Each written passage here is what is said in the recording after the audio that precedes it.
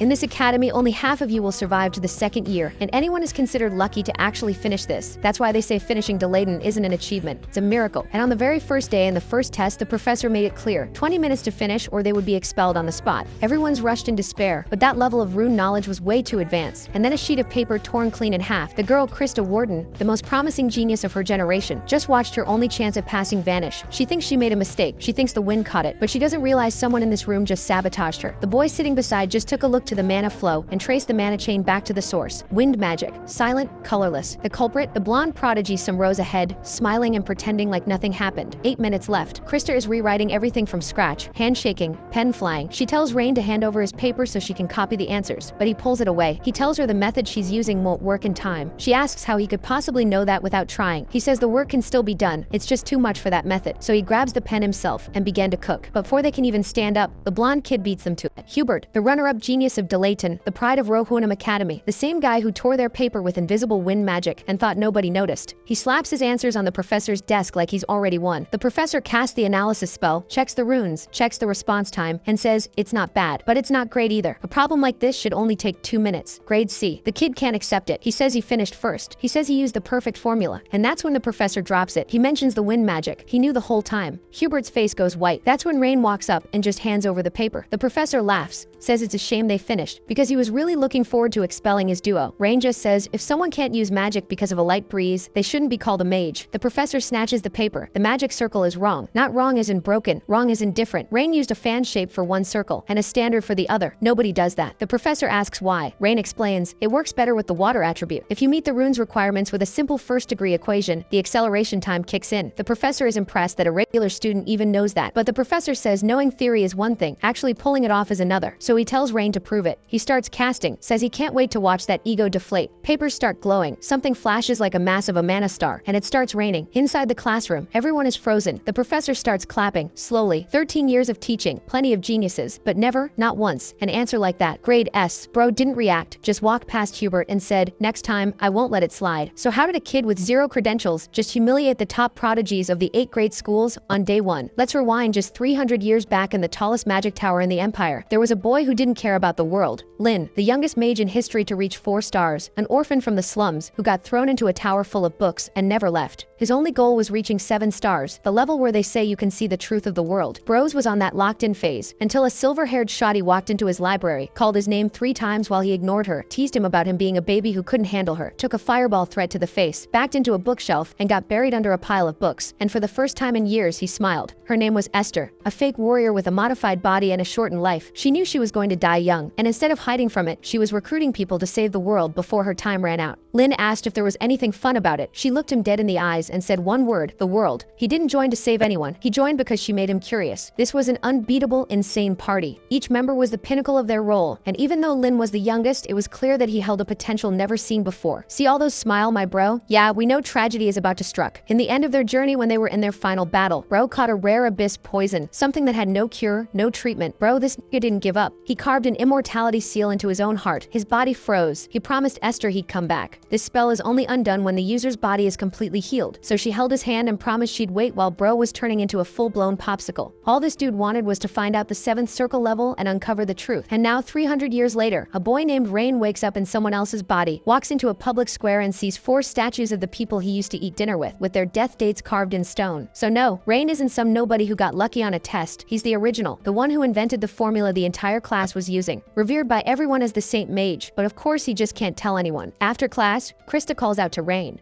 When he asks what she wants, she kind of embarrassed thanks him for earlier. With a serious look, he asks her to say it again because he didn't catch it. Turning red, she tells him not to make it worse and says she'll pay him back so he shouldn't get full of himself, because more than anything, they're rivals.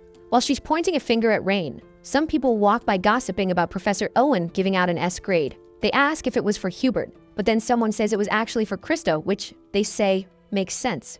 They also mention that on the paired test, Krista ended up on the same team as that famous academic genius. The next day, at the academy, Rain reminded Krista about her promise to pay him back the next time she saw him and asked what floor the girl's dorm was on. She said his room was probably on the top floor because of his entrance exam score and that she'd warned him not to show off so much. He shot back that, show off or not, she was the one who said making promises you can't keep makes you look shallow. Starting off, she angrily told him to just wait a little longer. As Rain walked into the dorm, some guy muttered about him being the top-ranked student and the oldest son of the Ludwig family. Standing in front of a door, Rain wondered if this was really his room. With an amulet in hand, he opened it. Then he realized it was a private room. Walking over to the desk, he said the place reminded him of his time in the Magic Tower. Even in his past life, he'd been locked up in a room like that, doing nothing but studying magic. For a brief moment, he thought of Esther. Lying down on the bed, he figured that aside from the first class, there wasn't much else to do. He wondered if he should sneak into the Vatican to look for his remains, but infiltrating the place with this identity would be tough. Using a few magic circles, he tried to cast a spell, but to his surprise, it failed. Looks like he still wasn't ready for 4-star magic. Suddenly, an owl landed on his window, startling him. It dropped off a wooden box. Rain noticed there was no sender and wondered if his father had sent it. Inside were 2 books, but he froze when he realized one of them was the diary he'd entrusted to Esther. After thinking for a second, shock ran through Rain's whole body. Whoever sent this knew who he really was. Out at the field's magic training center, Krista was doing time training. As the seconds ticked by, she fought fiercely against a few monsters. Her friend, who was timing her, said there were only 15 seconds left and asked if anything good had happened. Krista said nothing different had happened and asked why. Her friend said Krista seemed more upbeat than usual. With 5 seconds left, the girl asked if it had anything to do with Krista running into Rain. She wondered out loud if something had happened between them, which made Krista nervous. Annoyed, Krista said nothing happened, she was just irritated that she had to see his face every day, so she was blowing off steam and training. Her friend, looking thoughtful, said Krista wasn't fooling anyone with that act. She figured the rumors about Krista getting help from Rain during the exam were true. That surprised her, though, because the Rain she'd known back in childhood wasn't like this. In the main hall of the student dorm, that blonde guy from earlier walked down the corridor. Just then, a man who saw him passing welcomed him, calling him the C-grade loser. Everyone else ignored it, since they already knew what the guy was like. Hubert turned to him and told him to stop messing with him, or he might not wake up tomorrow. The man, Logan, told him to relax. Mocking him, he said when he heard someone got a C, he almost pissed himself laughing. He added that, on top of that, a girl named Krista got an S rank even with sandbags holding her back. Hubert just ignored him and quietly walked away. But as he was leaving, Logan brought up Rain. Asking if Rain was as cowardly as the rumors said, he said that even so, Rain was still better than Hubert. Without turning around, the blonde guy said that wasn't something a guy with muscles instead of a brain would say and, pissed off, asked if Logan was challenging him. Logan answered with a sneer that yeah, that's exactly what he was doing. They started glaring at each other, but a red-haired woman stopped them. Without even looking up from her book, she asked if they were done since there were other people there besides them. Her name was Lillian, a postgrad at the academy. Logan said she shouldn't worry, it was just a joke. He said he was planning a strategy to take down Krista and Rain, and asked if Lillian wanted in. Looking bored, Lillian said that was exactly why his magical progress was stuck. There's nothing to gain from bullying weaker people. Hubert cuts them off, saying he'll take care of Krista and Rain himself. Turning around, he says that if the guy butts in carelessly, he'll be the first one to go down. After shutting the door, the guy calls Logan an idiot. He throws a punch into the wall, wondering what Rain had actually done. Rain had worked under Professor Scalzi's supervision for 3 years, and he'd earned it. For someone who hadn't even gotten a single ranking, that shouldn't have been possible. Meanwhile, in his room, Rain was reading the book that had been sent to him. The first part was about Lynn's life. The second covered the magic and fighting styles he'd used. Rain couldn't make sense of it. Even if someone knew who he really was, he couldn't figure out why they hadn't reached out. Seeing it was already 11 p.m., he figured he should turn off the lights before the housemaster showed up. Just as he was about to flip the switch, Rain glanced at the book, remembering the kid who'd been following him. Suddenly, a Rudian jumps out from inside the book. Rain shocked, it's Rudian magic from the old 8th Rune school. For a second, he thinks it might be the one he made in his past life, but then he realizes it's at least twice the size. Still, the fact it had lasted 300 years was impressive. He wonders whose magic power this is and what it's for. For a moment, Rain remembers his old companions and the Rudian lands on his hand, telling him the progress on his unique magic research is at 37%. Then this huge window opens up in front of him. Rain's stunned because it's his old research, the one meant to reach the sage level. There are the 12 original rooms he tested in battle 300 years ago. He'd assumed they all failed, but apparently they're at 37%. But then he thinks that shouldn't be possible for a 4-star spell and wonders how Rudium could even track the progress of a 6-star one. He grins and lets it go, thinking that if this is real, that he wasn't wrong to stick to his path. And if he keeps going, he might finally reach the truth. That sudden burst of hope makes Rain completely forget about who sent the book. Putting on his robe, he decides it's time to start researching. But when he steps outside the dorms, he runs into heavy rain. Unlike the north, where it gets cold when it rains. The southern regions stayed warm even during rain, thanks to the mountain range's influence. Humming to himself, Rain walks through the rain. When he gets to a certain spot, he wonders if there really is a place where he can practice magic freely. A woman with greenish hair says that for that, a battlefield is perfect and says she'll guide him. According to the dorm supervisor, the battlefield is a place to train powerful magic with tons of space. Surrounded by high-level protective and restoration magic, you can cast spells as recklessly as you want without worrying. She says all he has to do to enter is touch it with his student ring. When he does, the wall of fire opens up like it's nothing. The system welcomes him, saying there are currently 30 empty rooms available. Saying goodbye, the supervisor tells him to feel free to use them. Rain says he'll take room 15. The request is approved, and in the blink of an eye, he's in an empty room.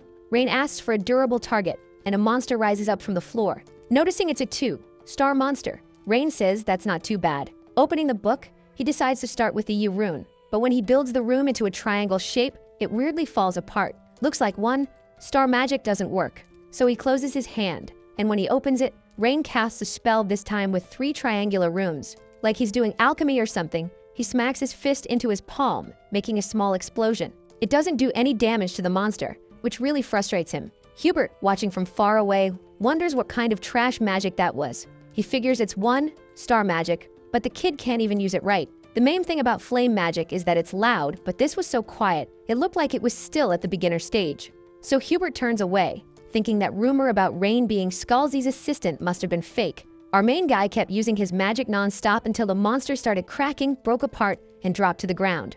With a sigh, the boy said it had been a failure. The flame with Yu's signature trait slips into the target's body and melts it from the inside. That was the effect he was aiming for. But it took 30 seconds to do that to a 2-star golem. He wondered if the symbol needed to be more polished or if the problem was in the math theory. With a mocking grin, Rain figured he still had plenty of time to work it out. No matter how many times he'd messed up, Rain believed he could solve it. Keeping up his research, our protagonist ended up tweaking the symbol. Rudy not only detected nearby magic, but also summarized and reported the research done that day seriously, an incredibly valuable helper. Then our boy noticed something. The research percentage had gotten up by 0.1%. He wondered if it was because of the theory, or because the rune had gotten more refined. He thought maybe there was some other meaning to training like that, but decided not to overthink it. He still had lots of time. Suddenly, a gust of wind came rushing toward him, making him curious. Rain realized it was Hubert, and figured he was just some newbie from Rohweenham Academy. Bats were swarming around the blonde guy. One of them lunged, but with a single punch, the monster got shattered into pieces. Moving fast, the guy kept attacking, and the rest of the monsters ended up the same way. That impressed Rain. He thought Hubert wasn't bad, someone worth keeping an eye on. But then our protagonist noticed something weird about the guy's movements. The scene cuts to the academy, where the professor explained the process needed to cast a spell. It was split into 3 steps. First, setting up the circle. Second, engraving the runes. And lastly, the mathematical calculation. Out of those, a lot of mages struggled with the 3rd step, because if there was a mistake in the calculation at any stage, it could cause a disaster. So, to keep them from turning into charcoal or getting blown to pieces, the Archmage Lin created a mathematical formula known as Lin's discriminant. He said he'd give them an example, and they had to solve it using Lin's discriminant. Since it might be too much for them, the teacher gave them 10 minutes and said the formula was made to be easy, so there shouldn't be any idiots who couldn't do it. Starting the timer, the instructor told everyone to begin. Looking at the paper he'd been given, Rain wondered who had passed that formula along, because none of his classmates knew his formula, and besides, they could barely add or subtract, so there was no way they could have taught it. Still, one person came to mind, Tarina, a kid who followed him around claiming to be his disciple. Our protagonist figured maybe the kid had shared the formula as something Lin had invented, but he quickly tossed that idea out since that had been over 300 years ago. Just then, Chris attacked him, and Rain asked if she was having trouble, telling her to show him. She said it was ridiculous for him to think that of her Krista Warden, the great genius. Suddenly, the professor stared at her with a deadly look, and she apologized, saying she wouldn't speak out of turn again. Rain asked what she wanted, and, stuttering a little, she handed him a box. Seeing it was a pretty fancy box, Rain asked what it was, and Krista said it was cookies. She said she'd made some at the time she had left over from magic training. Rain was about to ask why, but she cut him off and quickly said he was the one who'd said she owed him. Rain said, well, looks like she was more hardworking than she seemed, but when he opened the box, he found cookies that looked more like charcoal. Krista kept rambling, and, totally thrown off, Rain asked if she seriously called those cookies. Krista said yes, so Rain asked if she'd use mud instead of flour, which made her mad. The professor threw something at her, making her stop. Meanwhile, One student said Lin really was a genius for inventing a formula like that. Hearing all the praise from the students, Lin, now called Rain, felt like he was standing in a field of flowers. They said the mage might even be the reincarnation of an angel or a saint. Embarrassed, Rain begged them to stop in his head. Krista wondered why Rain's face had suddenly turned red. She wondered if he'd gotten shy over just a few cookies. And she thought that even though he always acted like he knew everything, deep down he had that side to him too. The teacher who come over says that for a primate who didn't even show up to class, she defended herself pretty well and asks if she'd be interested in a special lesson. Saved by the bell, the chime rings, and the teacher tells them they should hand in their answers. While they're looking at the board with the available clubs, Krista asks which club Rain is planning to sign up for.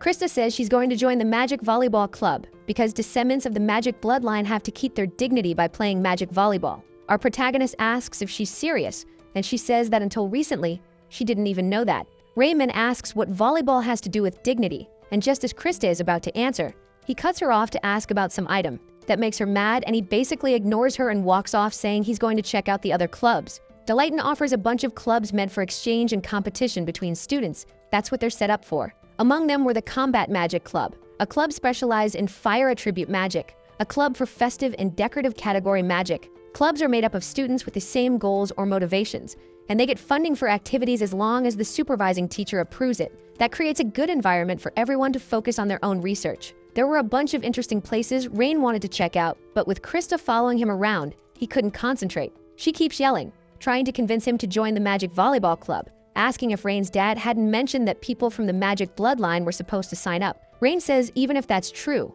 it's not a problem.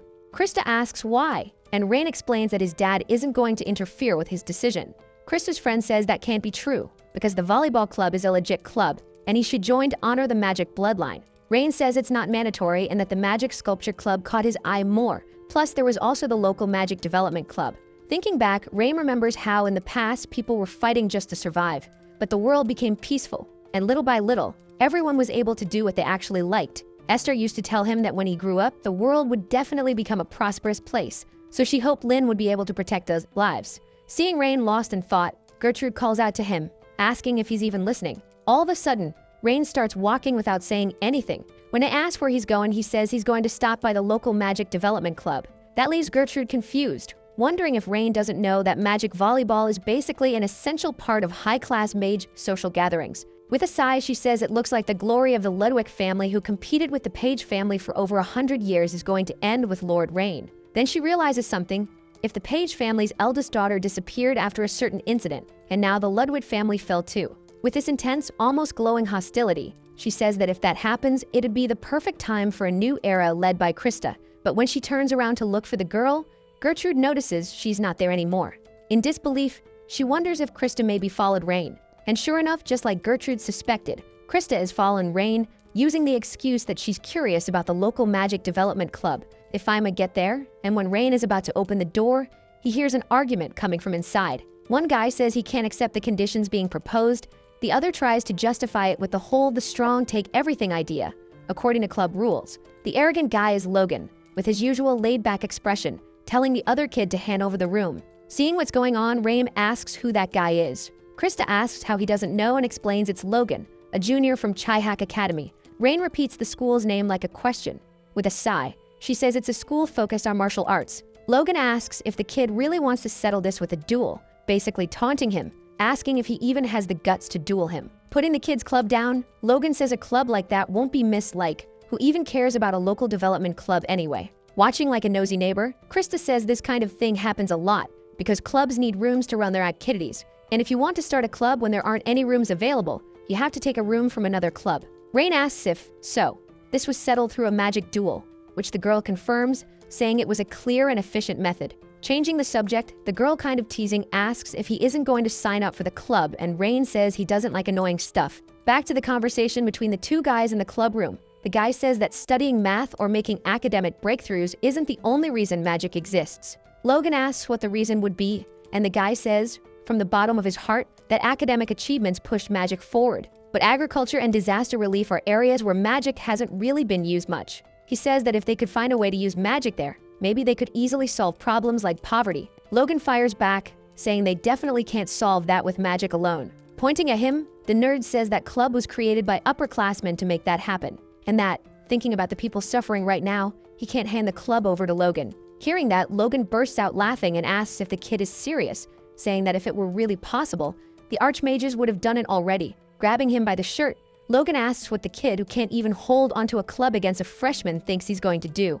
With a smug laugh, he asks if those so-called upperclassmen have gotten any results this whole time. That leaves the kid stunned, not knowing what to say. Then Logan keeps going, asking if he really believes in that prophetic research. He says that if the guy won't even dare to face him, then he must think it's no big deal and that's annoying. So he asks what the kid thinks about, instead of helping someone he doesn't even know, helping the person right in front of him. Still being held by the shirt, the kid says he can't do that. Logan comments that the kid can barely even keep his eyes open because he's so scared. Asking if the kid is even awake, Logan says there's nothing left to do except help him open his eyes. He's about to slam him into the ground, but Rain stops him using an electric spell to make him let go of the guy. Building up his aura, the protagonist asks if Logan wouldn't rather have a magic duel with him instead of picking on that kid. Logan looks at Rain, wondering who he is. Noticing that, Rain says he just joined the club as a new member. After a long study session, the progress rate had gone up from 37.1% to 37.9%.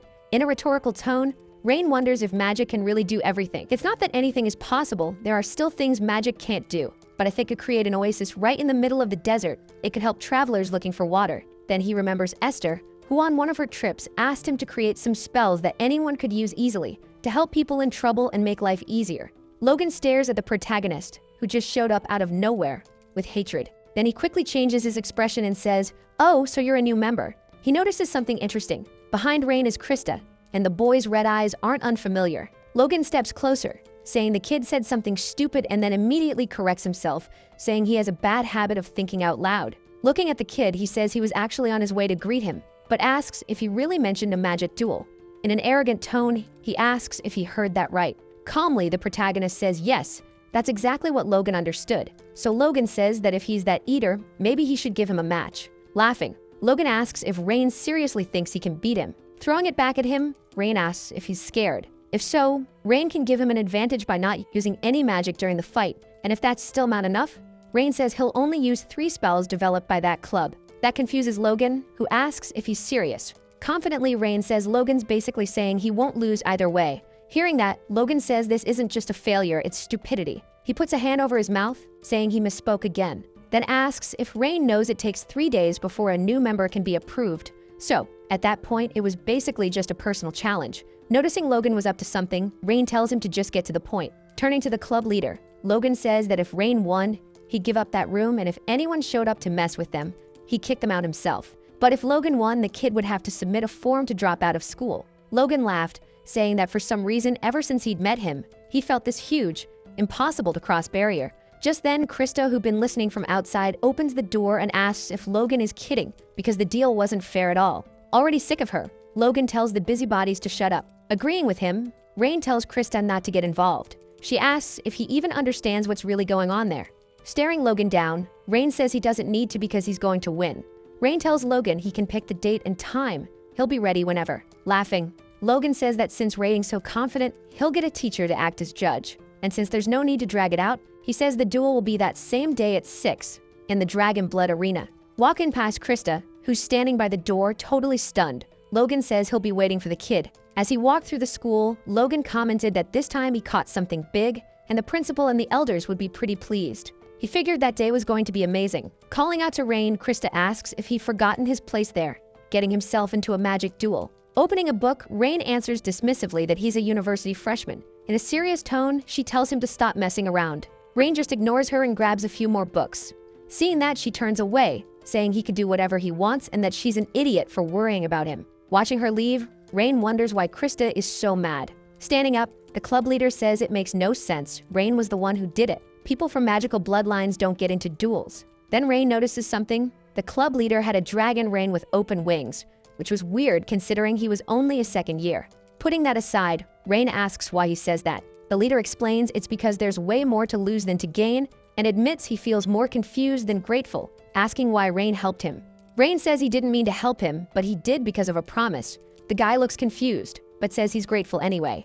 Still, he He says it feels like Rain is underestimating Logan. Hearing that, Rain asks if Logan is really that impressive. The guy explains that Logan is basically like a mage king. He has a big advantage against regular mages and specializes in long-range magic. On top of that, he's been in a bunch of duels and his win rate is over 90%. Sitting down, the nerd says Rain got himself into a reckless situation, all because he spoke without thinking. He says maybe he overdid it arguing with Logan, since honestly, it wasn't even that big of a club. Cleaning his glasses, he says he was born out in the countryside, and the villagers pooled their savings so he could pay tuition. So he wanted to pay them back somehow, to make the village a better place to live. That's why he joined the club and started researching magic. But things didn't go the way he planned, and the anxiety just kept getting worse over time. He clung to it for personal reasons, and in the end, he got nothing. He asks if that doesn't sound pathetic, and says it feels like it's God's will that he give up. Laughing nervously, the leader stands up and says he'll be the only one taking part in this duel. Rain cuts him off and, with a serious look, asks what's pathetic about any of that. Pulling a book from the shelf, Rain says he's the one who accepted the magic duel and asks if he can borrow a few books about magic. As he leaves the club room, he says he'll bring them back soon. The guy tries to stop him, and that's when Rain asks if he knows why Archmage Lin started studying magic. Confused, the leader asks why, and Rain says it was to survive. Then he says everyone starts studying magic for some personal reason. Out in the university hallways, everyone was whispering when they saw Rain. Realizing the rumor had already spread, he thinks it's turning into something way bigger than he expected. Then he hears someone calling out to him, saying they'd finally found him. When he turns around, Rain sees it's Ellen. She's sweaty and clearly exhausted, and she asks if he's okay. With no hostility at all, the boy greets her. The next second, before he can even say anything, she lunges at him and locks him in an arm hold. She says she can barely sleep because of him. Admitting she knows about the duel, she asks if she heard wrong. Rain then admits the rumor is true. That drives her crazy in a laughing fit. She says her adorable nephew has caused a whole scene and that she needs a drink. Rain yells that his head's going to explode if she keeps squeezing. She lets him go and says getting hit by Logan would hurt way more, and that he's being dramatic. Then she sighs, and Rain, slow as always, asks if she was worried about him. She whips around and yells, asking if she looks like some pathetic aunt who worries and goes around checking on a guy like him, telling him not to get the wrong idea. Flicking him on the forehead a few times, she says he'll only learn after Logan gives him a proper beating. Aelin turns to leave, and Rain apologizes, saying he didn't realize it was something he wasn't supposed to do. Still, he promises he won't bring shame to the family. His aunt says it's already become a matter of family honor, and because of what he did, worst case, he could get kicked out. But it's fine because she's actually mad at the people who laughed at him like he was useless. Turning back with a proud look, she says that since Rain started this, he better stomp that guy when the time comes, because the Ludwig family name is on his shoulders, so he needs to make sure nobody even thinks they can catch up to him. At the arena, the two of them stare each other down. Rain remembers his aunt's words and thinks that was his plan from the start anyway. At school, everyone runs to watch the fight. After all, a useless, noble, and the chain-hack brute were going head-to-head. A male teacher watches the duel, and a female teacher asks who he's rooting for. Logan from her faction, or Rain, his student. The teacher says status, bloodline, or education don't matter to him at all. He's just going to support whoever's stronger. That gets a genuine laugh out of her. She says she expected nothing less from him. The duel's referee introduces himself as Theon. Since the magic duel is officially sanctioned by the school, the loser has to follow whatever conditions the winner sets, according to academy rules. After saying that, he tells both of them to step forward. With all the swagger in the world, Logan throws his cape aside and strides up. Rain watches him with pure disdain. People comment that Logan clearly came prepared, but they wonder if it isn't overkill for some washed-up noble. Krista is watching the fight when she jumps as Gertrude finds her. Gertrude says, so this is where she ended up. Nervous, Krista tries to make it clear she's not worried, she just came to enjoy watching Rain get beaten up. Smiling, Gertrude says she knows. Somewhere else in the stands, the teacher thinks about how apprentices take time to cast spells, so mages who can rush in and fight up close are a real threat. She wonders how the boy is going to deal with that. Suddenly, both the teacher and all the students watching are shocked because Rain pulls a broom out from under his cloak. Logan says he thought it was some kind of wooden staff, but no, it's a broom. Everyone starts laughing at him, asking if he came there to sweep the floor. Krista, seeing it, covers her face in disappointment. The referee asks what that is, and Rain says he borrowed it from the library. Luckily, cleaning had just finished. All smug, Logan asks if the kid is begging for mercy. Just a few hours ago, he was acting all confident, and now he's showing up with a broom. The musclehead mage says Rain should just stop now, so he doesn't embarrass himself even more. Mocking him, Rain asks Logan since when mages started winning with words. Furious, Logan steps in even closer until the referee stops him, saying he's too close. The judge says he'll confirm the terms before the duel starts. If Logan loses, he'll have to work as a guard for the local development club until graduation. If Rain loses, he has to leave Delayton. The judge asks if they both accept, since there shouldn't be any objections after the ruling. At the same time, both of them confirm they agree. Activating a spell, Theon says that in that case, they should step back, because the duel will start in 10 seconds. The spell starts a countdown. Everyone rushes over to watch the fight that's about to begin. Ellen's assistant asks if she doesn't need to watch, saying she can handle the rest of the work on her own, but Ellen says she's not going. Hearing that, the girl says Ellen seems weirdly calm, and Ellen, annoyed, asks if she's saying she can't stay calm. Nervous, the assistant says that's not what she meant. Looking out the window, Ellen smiles, thinking maybe Rain is the vessel of a sage. Then she says there's no need to watch, because the outcome has already been decided. Finally, the timer hits 0, and the judge gives the order to begin. And like a total jerk, Logan rips off the bandages, still covering him, and tells Rain to get a good look because once he leaves the school, he'll never get another chance to see him. Activating the Chehak school's secret technique, his body strengthens and gets covered in lines. On the left side of his chest, there's a rune. Hubert, watching, admires how fast he activated it, because one small mistake could break bones or rupture organs. The teacher thinks it's no surprise the boy is considered one of the school's top talents. Holding his broom, Rain stays calm. And with veins bulging on his forehead, Logan declares he'll end this in 10 seconds. Our protagonist sighs, and the guy charges at him. Everyone's eyes go wide, but Rain doesn't move. Right before hitting Rain, Logan says that even if the kid could move, the result wouldn't change, because the strengthening spell creates a magic barrier on the surface of the body for defense, and it explodes at the point of impact to deal damage. There's no stopping it. The only thing left is to crush the kid. But the moment Logan's about to land the blow, his arm gets knocked back by the spin of Rain's broom. Logan panics. There's no time to think, because the next second he gets hit by another spinning strike from the kid. The blow sends Logan flying through the air, and everyone's stunned. The professor wonders if that was the Osiris school's staff technique. 300 years ago, that technique raised Osiris into one of the 8 major schools, a technique created by the great mage Lin. Even mages needed to be able to fight up close, and rumors said the mage developed that technique with help from the heroine Esther. The professor is dying to know how the Ludwig family's successor learned it. At that moment, the blonde teacher notices something that shocks her.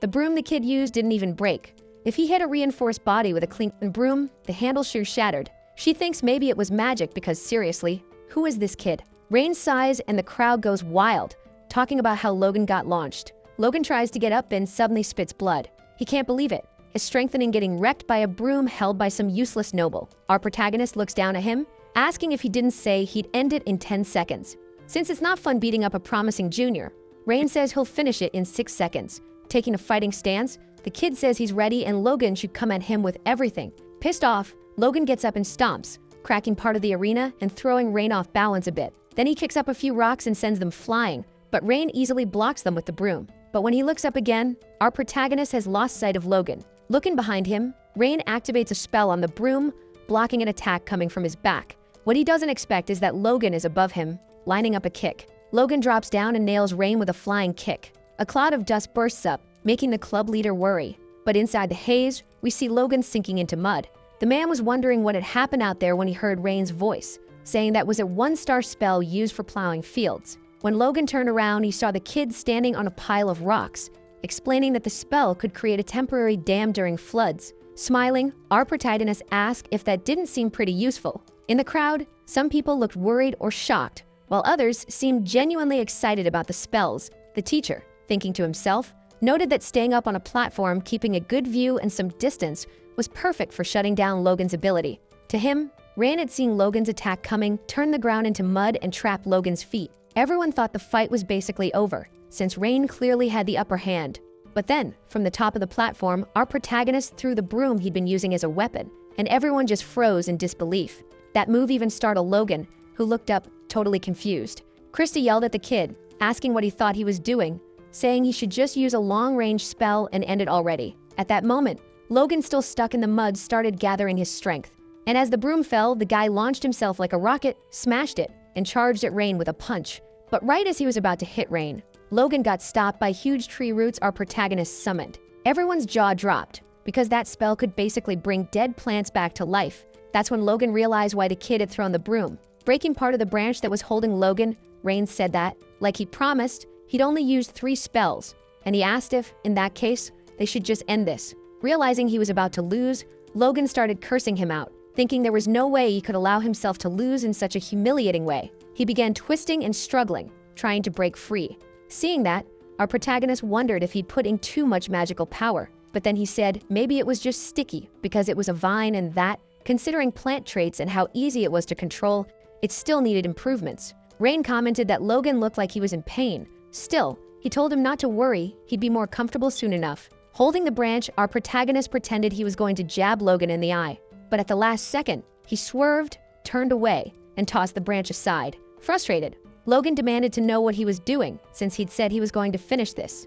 And before he could keep complaining, Rain said the battle was already over. Since Logan had lost, he should just shut up. Rain also said Logan now understood how much it hurt to get hit, so from now on, he should stop doing bad things. Then our protagonist undid the platform, and Logan, still trapped, realized that for the first time, someone had actually shown him mercy. Watching the magic fade, Rain said it had lasted a long time, and that spell seemed like it had plenty of practical uses. Bored, our protagonist remembered he still had to officially finish the duel after all. One side had to surrender or completely collapse. And as Logan fell, Rain hit him with a wind spell. With his fingers still smoking, the kid said the match had already been decided earlier, so that shouldn't count as an attack. Then Rain looked at the judge, waiting for the announcement. Grabbing his radio, the man announced the winner was Rain, from the Ludwig family. As soon as the winner was announced, the crowd started shouting. Krista, who'd been worried up until then, looked happy and relieved. Looking back, Rain noticed someone coming toward him, leaning against the wall. It was the club leader, thanking Rain for everything and saying he didn't even know how to repay that kind of kindness. Our protagonist asked what kindness he meant, and the kid tried to say something, but Rain cut him off, saying that even if they weren't perfect, he could feel the leader's determination in every spell he'd used. And he said, firmly, that the upperclassman's efforts hadn't been for nothing. Realizing he'd said more than he probably should have, Rain apologized and asked if he could request something. Smiling, our protagonist asked the guy to keep creating spells for local development enough that Rain wouldn't be needed. He said he believed the kid could handle it. And while the club leader cried happy tears, Rain left the arena, wondering what Esther would have said in that situation. But he figured he should stop thinking about it after all. He wasn't Esther. Even so, Rain wondered if he'd managed to keep at least a little dignity. That night, in the dorm, Logan woke up to the sound of people talking about the fight. They couldn't believe the result. After all, it's not every day some useless noble beats a genius like Logan. When he gets up, the guy ends up with a massive headache. The professor, standing next to his bed, asks how Logan's feeling after dragging the school's name through the mud. Breaking out in a cold sweat, the kid tries to come up with an excuse, calling the professor Big Brother. Grinding his teeth, the professor says that here, he should call him Professor. That freaks the kid out, and he apologizes right away. With a sigh, the professor says Logan should take a break. Looking scared, the kid says if he did that, his brother would probably get beaten up by the elders. Turning away, the professor says Logan should stop pretending to be a genius, asking if he really thinks he's special just because people treat him like he's elite. With a shaky voice and his head down, the kid says no. Then the professor asks what the boy knows about Scalzi Ludwig. He explains that the Rivendell students said Rain was Scalzi's assistant for 3 years, leaving the kid speechless. The professor goes on, saying that if heartless Scalzi kept him around for 3 years, then Rain's skills were the real deal. Furious, Logan couldn't accept the oldest son of a family being like that, and ignoring everything his brother tells him, he refuses to accept it, swearing he'll take the kid down the next time they fight. Hearing that, the professor asks if he's stupid or something, saying it looks like the kid's stubbornness didn't change even after getting his ass kicked. He asks what Logan even sees in the boy to call him a disgrace. Logan's the one who got beaten and then spared in the end. Still, if that's the only conclusion Logan can come to, his brother says he can do whatever he wants. As he leaves the room, the professor reminds him to make sure he follows through on the bet. Now alone, Logan convinces himself he wasn't intimidated by his brother and that he didn't argue out of respect. Rewinding a bit, 15 minutes before the magic duel with Logan, Rain was in Layton's Central Library, the biggest library in the Empire. He thought it was weird that Lynn's biography and diaries had been handed to him. He asked the secretary where he should go to find books like the ones he has, and the next moment, she hands him 2 books, one about the life and achievements of the archer Kais, and another about the fire dragon priestess, Freedy. Looking at the books, he remembers the bet he made with the priestess. With a smug smile, she said they should bet on whose biography would be thicker. But Lynn looked at her like she was ridiculous, asking why he should care about a ranking made by someone he didn't even know. The mage tries to get under his skin, asking if he's scared because the bet is against the legendary priestess Freed.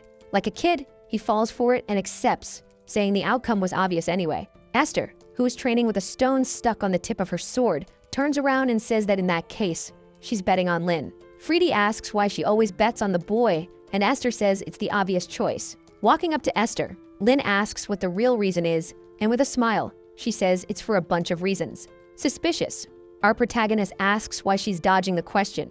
So she finally answers, because of her bloodline, her time is really limited and she won't live long. Also, Kai's was the oldest in the group, so he'd probably be next, and Free wasn't that different either. But Lim was young, so she said that out of all of them, he'd be the one who'd live the longest. And that's why his biography would end up being the thickest. So even if they didn't know what the future would bring, she hoped that one day they'd get to see Lin's biography. With the book in his hands, the boy thinks about how ironic it is because he was the first one to die. In his head, he congratulates the priestess on winning. Putting his companions' biographies side by side, our protagonist realizes Kai's was the thickest of them all. Reading the archer's book, Rain is surprised after founding an archery school and training a bunch of disciples. The man got married and had descendants. Smiling, the boy thinks to himself that his friends seem to have lived a happy life. Going to check the biography of the fire dragon priestess, Freedy, Rain starts noticing something weird. There were no records after the year 1168. It said she'd led the Republic for a long time as a priestess, but after that, nobody knew where she went. She only showed up again in the year 1200, when the Witch Association officially declared her dead. But that bugs Rain, because for someone who loved being the center of attention, dying quietly like that just didn't fit. Still, he thinks maybe it could happen, people change, right? He snaps the book shut, deciding there's no way. He knew Freedy better than anyone, and that kind of ending was impossible for her, so something must have happened. All of a sudden, an idea hits him, and he wonders if maybe she disappeared because of someone else's actions. A shaman who saved the world vanishing in secret, without anyone noticing. Stressed out, he crumples a few pages and thinks it might be better to look for books from the Republic. Right then, a girl says that if he's looking for something about Esther's group, he should read that book,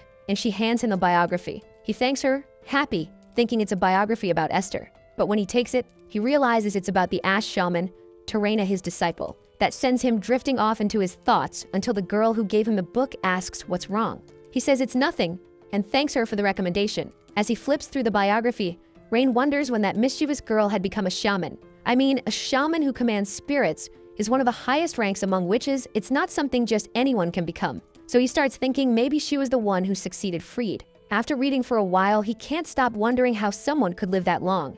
It's hard to know whether to believe it or not. And with what he'd learned about Freed, Rain thinks he might need to find a book from the Republic. Just then, he hears the signal that the duel is about to start. He's still debating whether he should go, but since he already talked all that big talk, he figures he has to.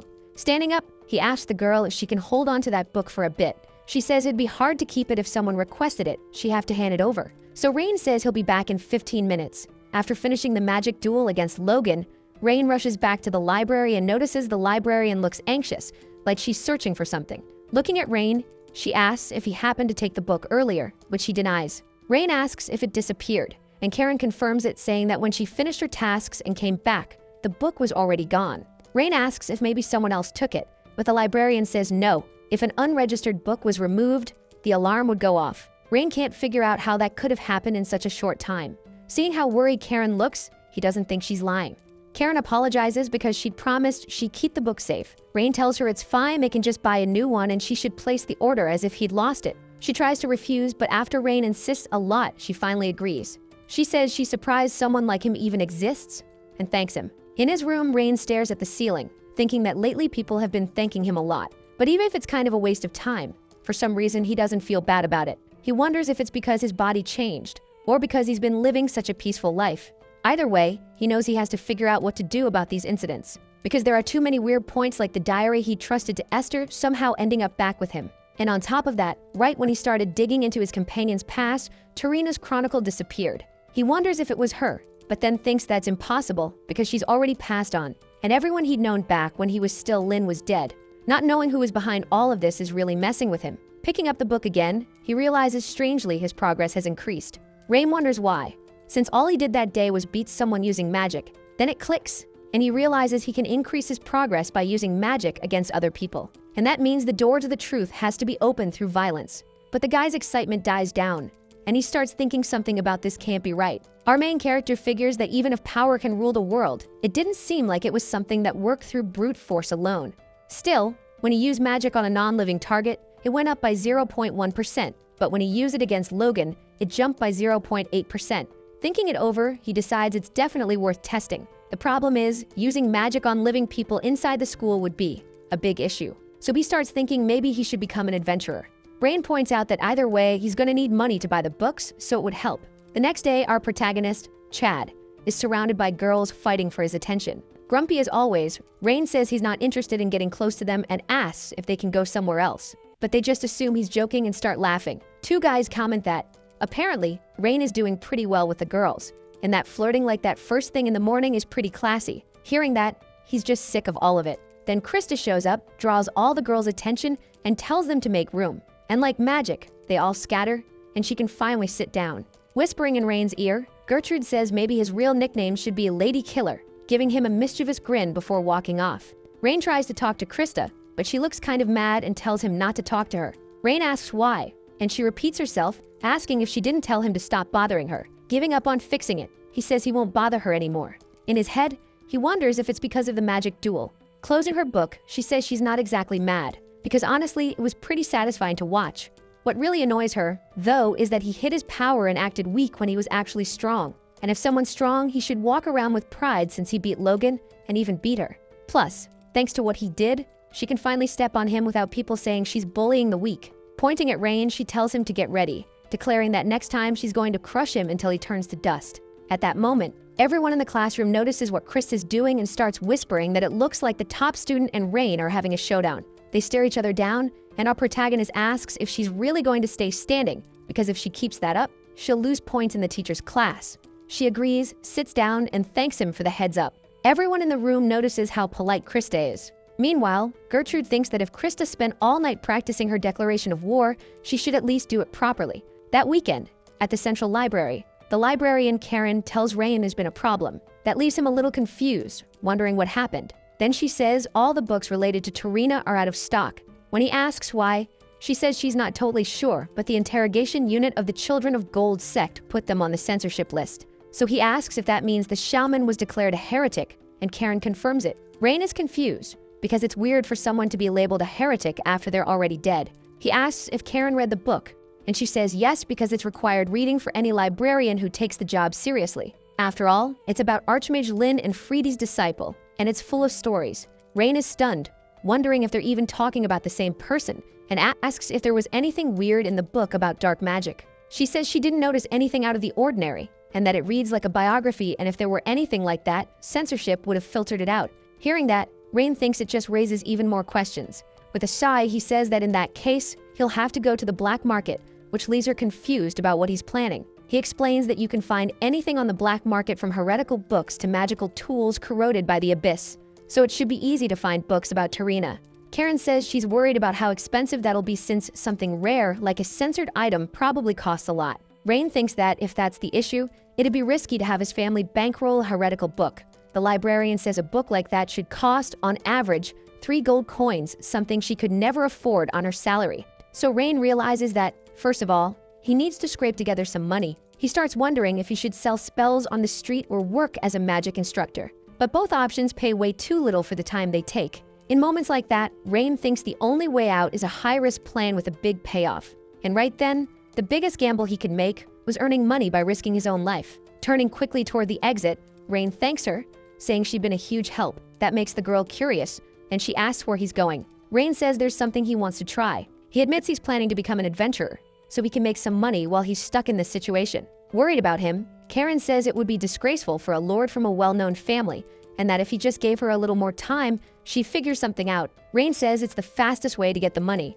Sad that she can't stop him, she admits she feels ashamed. The next morning, a strange man is asking about the name Rain Ludwig, which is on the list, saying he borrowed Tarina's biography. Since first semester students aren't allowed to borrow books, he asks who approved it. Then the other librarian says Karen was the one responsible. When he asks where Karen is, she says it's her day off. So the man asks if, since she's new, maybe she never received the borrowing rules, something the librarian says is possible. Another girl working there suggests maybe Karen wrote down the wrong name, because she could have mixed up Rain's name with Ellen's. She says Karen's handwriting is so messy, can't even tell if it says Ellen or Rain. And since everyone's been talking about Rain lately, Karen might have gotten confused and written it wrong. Plus, Karen's been seen having secret meetings with the boy lately, and people make mistakes when they're in love. Hearing that, the man says that if that's the case, then it's fine, and he just needs to change the borrower's name to Elin after the meeting. In the past, when people thought of adventuring, they immediately pictured brutal work, risking your life for money. rough people in taverns, that kind of thing.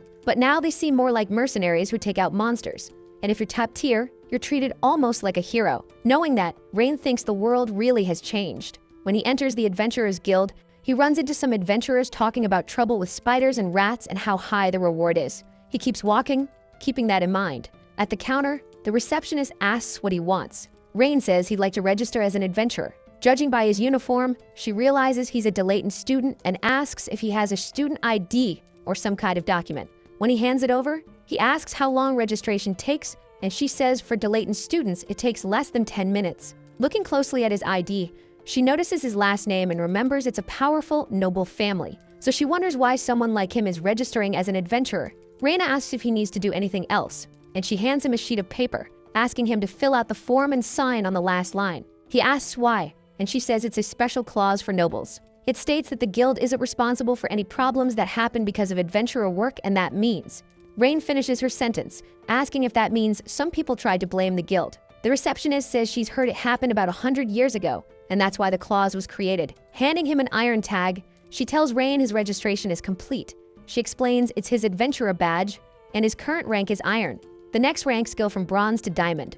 And any previous combat experience or skills from before becoming an adventurer would be reflected in your adventurer rank. That helps confirm whether you're capable of completing missions. Just as she's about to explain that he hasn't taken the ranking exam, the boy says he already gets the basics and starts to leave. She tries to stop him, saying there's still useful info, but he thanks her and says that's enough for now. So, the receptionist tells him to take care of himself, and that as his rank went up, the level of missions he'd be able to take would go up too. Now that he's officially registered as an adventurer, Rain thinks he can finally start collecting rewards for monster exterminations and enter dangerous areas. Right now, he only has 44 silver coins, so he decides to start by hunting some rat spiders. Since they're worth 2 silver coins per one defeated, he figures they must be pretty weak. In that case, the only option he has is to catch a whole bunch of them. Leaving the guild, he reaches a mountainous area with a Japanese-style gate. Rain comments that this place had changed a lot too. In the middle of the city, there's a crowd gathered around a man who supposedly sells life-extending potions. As he walks, the boy thinks that the dragons must have died, and that's why the monsters have gone out of control. As Rain is leaving, the man calls out to him, asking him to take a potion since there are lots of monsters past that point, but the boy refuses. After walking a bit more, he reaches a staircase and realizes the steps leading to the fire dragon shrine are still there. Looking at the stairs, he remembers the time he came there with his companions. To himself, he says the shaman's hometown is safe. Stretching, he says the shaman should watch closely as he wipes out all the pests in that land. Just then, a woman with long greenish hair shows up and, getting Rain's attention, asks if he's a mage. She tells him to stop hiding because he can't fool her, creating this weird vibe in the air. Rain replies that he's not hiding. He asks if it isn't obvious he's a mage because of his uniform. Embarrassed, she tells him to just drop it. She asks him to join her party since they need a mage. Rain's surprised to hear she has a party, and she starts introducing the members. Pointing to a huge man standing behind Rain, she says that's Bart, a super reliable silver rank vanguard. Rain asks if she's kidding, because no matter how he looks at him, that guy doesn't seem human. Hearing that, the woman says he's being rude, and that despite his looks, Bart is actually a softie. Then she introduces Sammy, the party's apprentice priest, who gives off this calm kid vibe and says it's nice to meet him. Finally, the girl introduces herself as Rem, a genius archer. And, striking a pose straight out of Team Rocket, she declares they're going to do their best. Rain asks if they're seriously trying to recruit adventurers looking like some kind of criminal gang. Rem asks who he's calling a criminal, and he says they look like a human trafficking group trying to kidnap people. At that moment, Bart, looking angry, says that if Rain wants a fight, he can bring it, scaring the boy. But then something unexpected happens. The giant warrior who seemed unshakable starts crying. Rem tries to calm him down, saying this isn't the first time they'd been misunderstood. Scratching his head, Rain asks why they'd want someone iron rank like him. Confused by the question, Rem explains that ranks don't mean anything to them, they can judge people just by looking. With a bright smile, she says he looks pretty strong. That attitude reminds Rain of his old companion, Esther. She also says Bart didn't want Rain going alone down a mountain path full of monsters. Sammy adds that young students often get into accidents trying to make money in that area. The group says they don't want to force him into anything, and tells him to be careful if he'd rather go alone. After thinking for a bit, Rain thanks them for the advice, but leaves, saying he prefers to work solo. Sighing, the party leader says it's a shame, but there's nothing they can do. Still, she says he'll be fine, telling Bart not to worry so much. As Rain walks away, Rem says they should start hunting the rat spiders since she's already found their habitat. Just then, someone taps her on the shoulder. cutting her off. It's Rain sweating and introducing himself. He says he's available to join the party. And with that group, Rain heads out to exterminate the rat spiders. Somewhere else, we see the spiders feeding. In the middle of the forest, a rat spider is chewing on tree branches. Then he hears something. It's Rain's group, wondering if rat spiders even really exist, since they haven't seen any sight of them around there. Bart asked if it'd be okay with the kid if they split the profits evenly, and the kid said that sounded fair. They asked if this was Rain's first adventure and whether he knew what those rat things were like. The kid said no and asked if they could explain. That's when the cleric explained that rat spiders were creatures with a rat's head and a spider's body, and their colony was made up of the queen, her soldiers, and the workers. The workers were omnivores and ate trees, while the soldiers attacked humans. Hearing that, Rain asked about the queen. The young priest said it wouldn't be necessary, because they weren't going after her this time. They were only going to take out the soldiers, and the queen, who rarely came above ground, would be left alone. That was the basic plan. Rain asked why they were leaving the queen alone, and if it wouldn't be better to wipe out all the monsters at once. Bart said the queen wasn't even close to being as big a threat as the soldiers.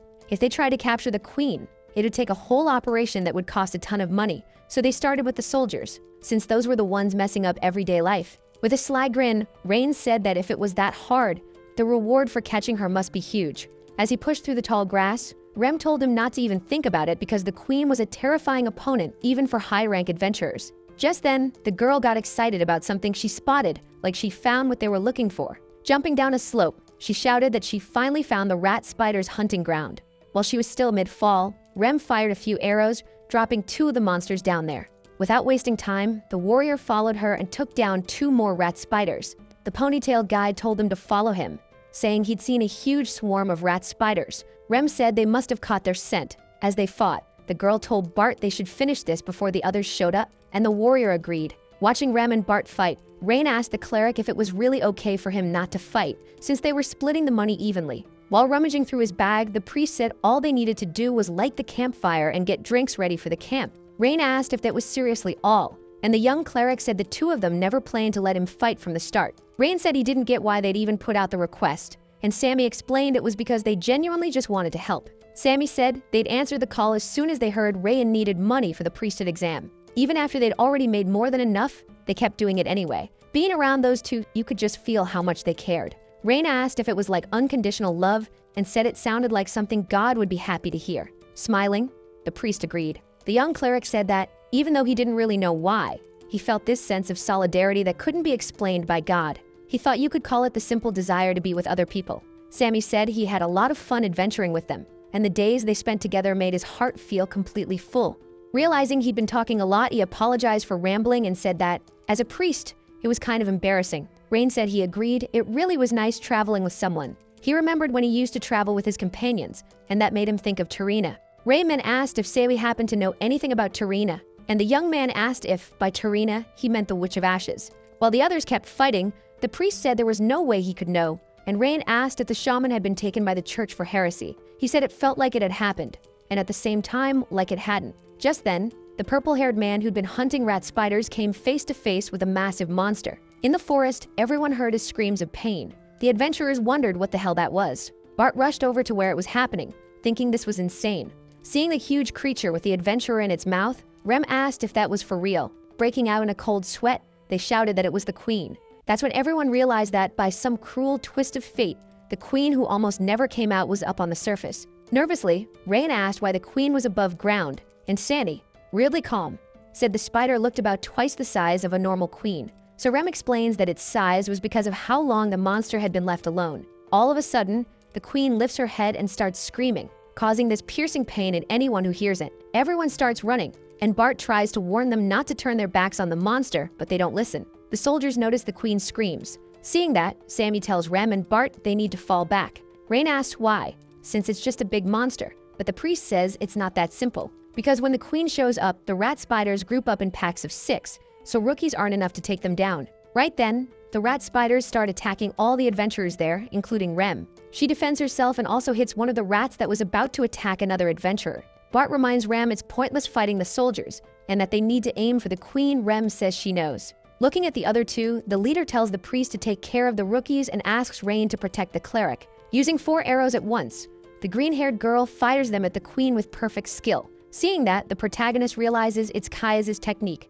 simultaneous precision shot. Several rat spiders rush the archer, but Bart protects her, blocking them with his axe. The warrior charges the queen and, after a jump, buries his axe into her. The adventurers who see it cheer, saying they got the queen. But then something rises out of the blood, like black ink. Noticing it, the protagonist tells him to get away from it, otherwise he'll die. Bart jumps back, and at that exact moment, the liquid sprays out. Everyone wonders what it is, because it looks like it's alive. The queen, who looked defeated, pulls the axe out of her head and flings it away. That's when Bart realizes the axe melted. Then the queen starts ripping out her own eyes, growing new ones in their place.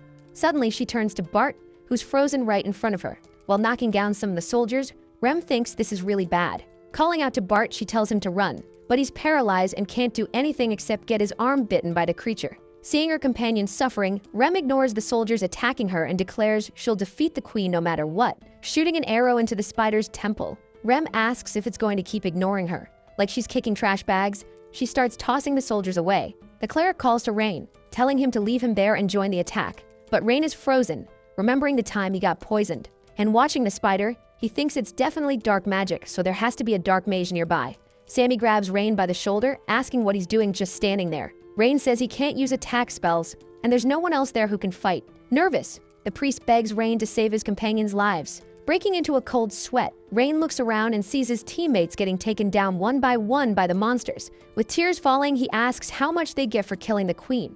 As the monster bites him, the cleric says it should be worth about 20 gold coins. That's worth as much as 1,000 rat spiders. Hearing that, the protagonist says that's not so bad.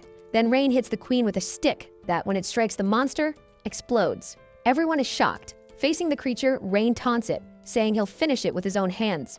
Casting a lightning spell, he creates a huge beam of light, blinding everyone nearby. The queen, who'd been holding Rem and Bart with her legs, throws them away. Channeling his aura, the protagonist tells the priest to take care of Rem and Bart. Rain calls out to two of the extras, telling them that if they want to make it out alive, they need to protect Sammy. Staring down the creature, Rain says he'll personally take it down. The monster has lost a leg, but it doesn't seem to affect it at all. So the boy, determined, charges the monster while casting a spell. He destroys some of the soldiers along the way. Sammy worries about him, but all he can do now is tend to the wounded. Facing the queen, Rain throws a fireball, hitting the creature in the neck. The monster tries to counterattack, but the protagonist slides underneath and starts forming a 3-star magic circle. Right as he's about to cast the spell, one of the creature's legs stops him, barely missing him. Since there was no guarantee a 3-star spell would work, and the magic he could use was limited, he tells himself he needs to stay calm. So he decides he has to size the enemy up first, activating Bel Sidious. When he looks at the creature, he realizes it's 3-star black magic. One of the soldiers tries to attack him, but Rain dodges easily. Summoning a magic rope, he thinks that with that level of concentrated black poison, his current body wouldn't be able to handle it. So if he couldn't block it with Bel Curious, he'd have to use 4-star magic. And since the black mage could be nearby, the risk was huge. This was such a mess, he had no idea what he was supposed to do in that situation. Even badly hurt, Rem manages to get back up. Worried, the cleric tells her she should lie down because the bleeding is serious, but she says she's fine. The priest tries to argue, but she cuts him off, asking him to take care of Bart for her. One of the soldiers tries to attack her, but even struggling, she takes him down. Potato Head asks if Rem is okay, and she tells him not to worry about that, he should be dealing with the spider rats. With Rain there, the guy thinks nothing is going to work, so they need to retreat right now. Just then, something slams into the tree next to the boy. Looking closer, Rain realizes it's one of the soldier's eyes. When he understands what that means, he's terrified because the queen is killing off her own offspring. Noticing Rain up in a tree, the queen hurls one of her creatures and knocks him out of it. But even while he's falling, the poor guy can't catch a break, the spider rushes him, and he's forced to defend himself, summoning an earth barrier. Face to face with the creature, he thinks this is the end, but then an arrow flies at the queen and hits her right in the eye. Frozen, the protagonist can only watch. The queen yanks the arrow out of her eye, and Rem says she warned her not to ignore her. Furious, the spider charges at the girl. Sammy yells for Rem to run, but she thinks she just has to hold out a little longer. The monster keeps coming, relentless. Rain mutters that this sucks as he tasks another lightning spell. Pulling a dagger out of her leg, Rem tells Rain to handle his own stuff and charges the creature.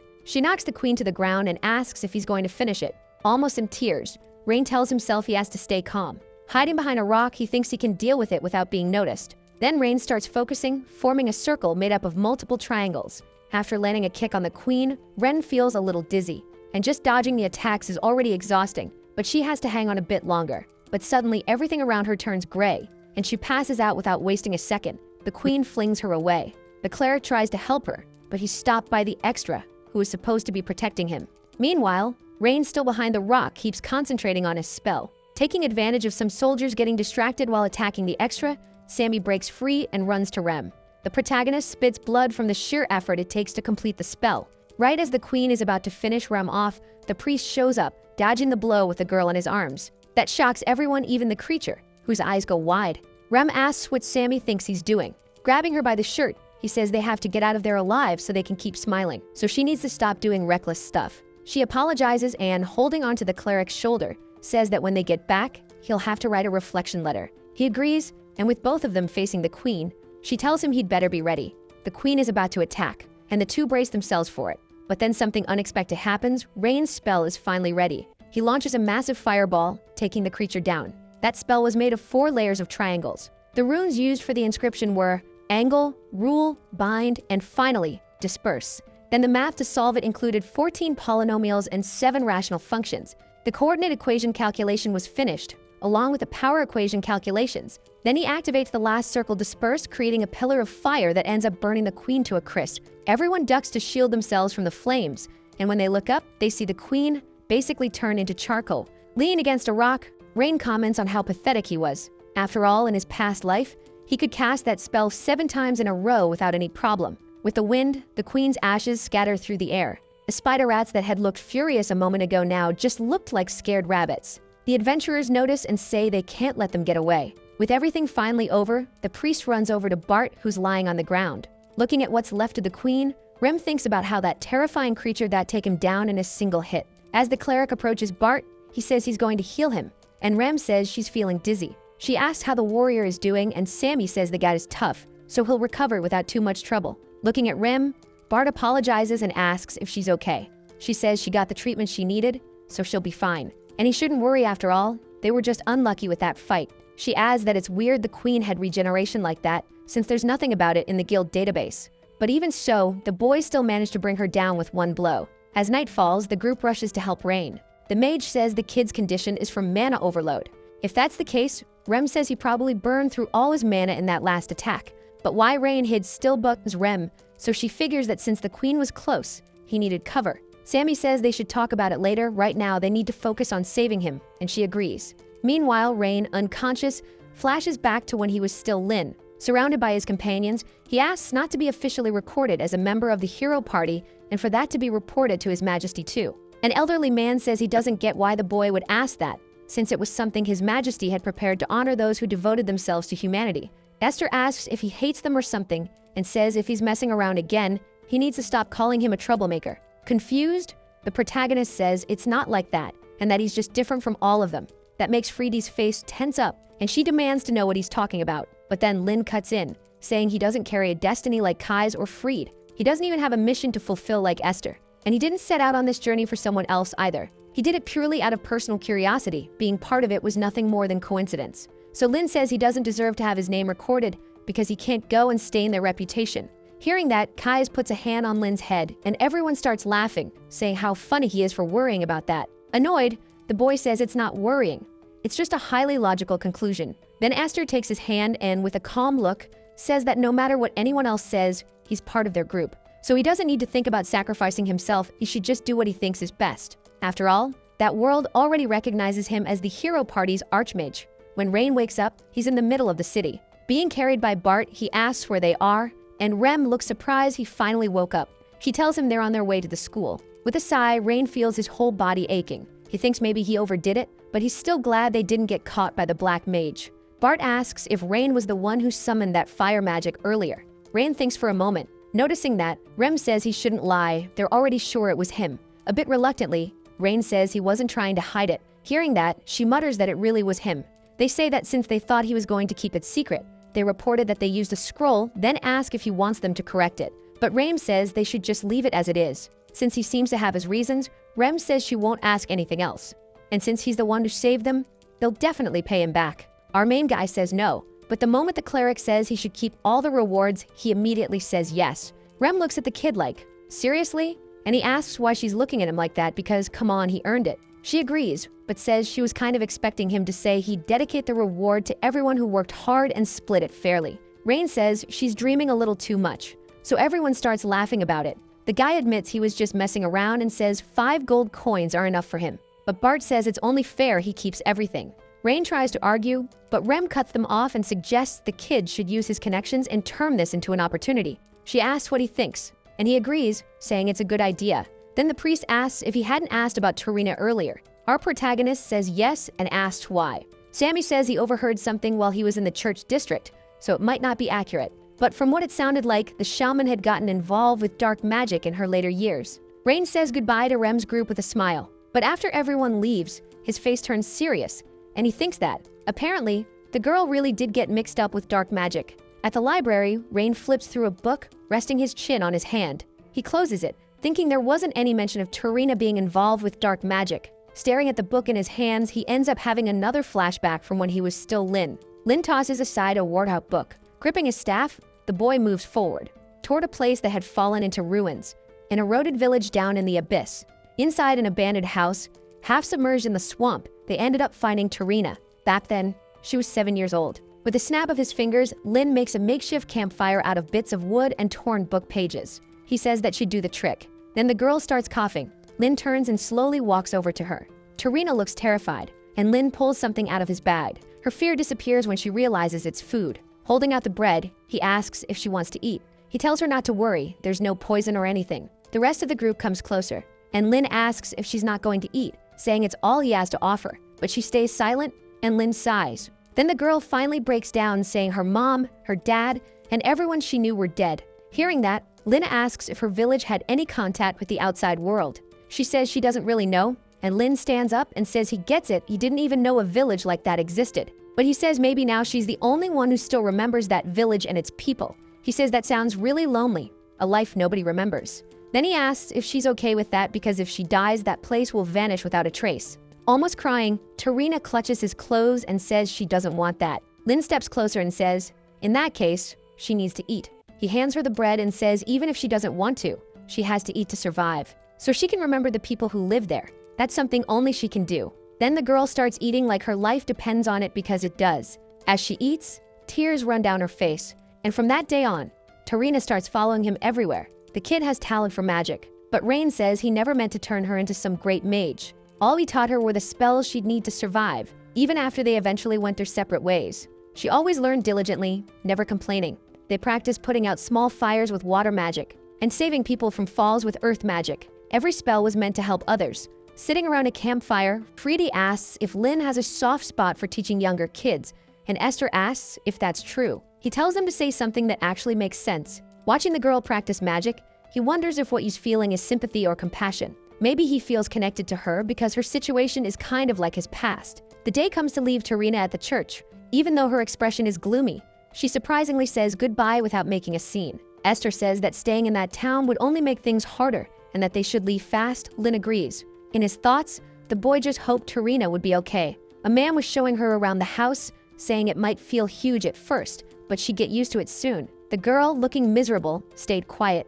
Noticing that, the man tried to reassure her, saying she didn't need to worry about anything because from that moment on, they'd be her family. That's when Tarina, who'd been silent, finally spoke up and said that wasn't her home. She created a magic circle made of squares and added that they weren't her family, only her master was. An old man in black robes came down the stairs and told the priest the child's admission process was complete. The man freaked out when he saw the priest pinned to a pillar by tree vines. Asking if the kid had done it, the old man told them to send a pursuit team. Smiling, the priest said he was fine and there was no need for a pursuit team, they should just let her go. The old man tried to argue, but gave up. With a sigh, the priest remembered the moment the girl trapped him. He asked what she thought she was doing and told her to let him go. Tarina apologized, but said the place she needed to be was by her master's side. The priest commented to the old man about how nice it is to be young, and the old man replied that the priest was pretty tolerant. While walking with his group, Lin suddenly heard someone calling him. When he looked back, he froze. It was Tarina, exhausted, running toward them and calling him master. The protagonist asked how she'd made it there, and she explained she'd escaped using the magic she learned from him. Dropping to her knees, she begged him to take her with them, promising she wouldn't cause trouble. Lin looked at Esther, checking what she thought. He ended up agreeing but said they couldn't stay together all the way to the end. He also asked about her escaping with magic if she hurt anyone. She said no, so Lin said it was fine, and reminded her that magic should never be used to hurt people. And that's how Tarina joined the heroes group. As they traveled together, the girl's talent started to bloom. Even though she was reckless, she was the real deal. While training with the others, they noticed her potential and started teaching her in different ways.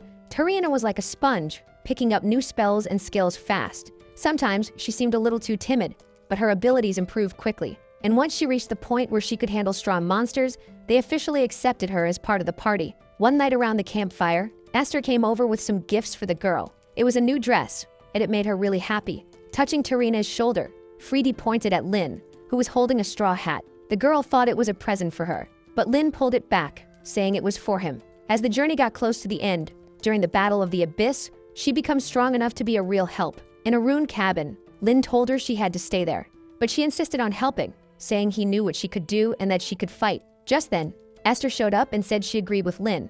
They couldn't take Tarina with them. The girl called out to the other party members, asking them to say something, but they both stayed silent. Sad.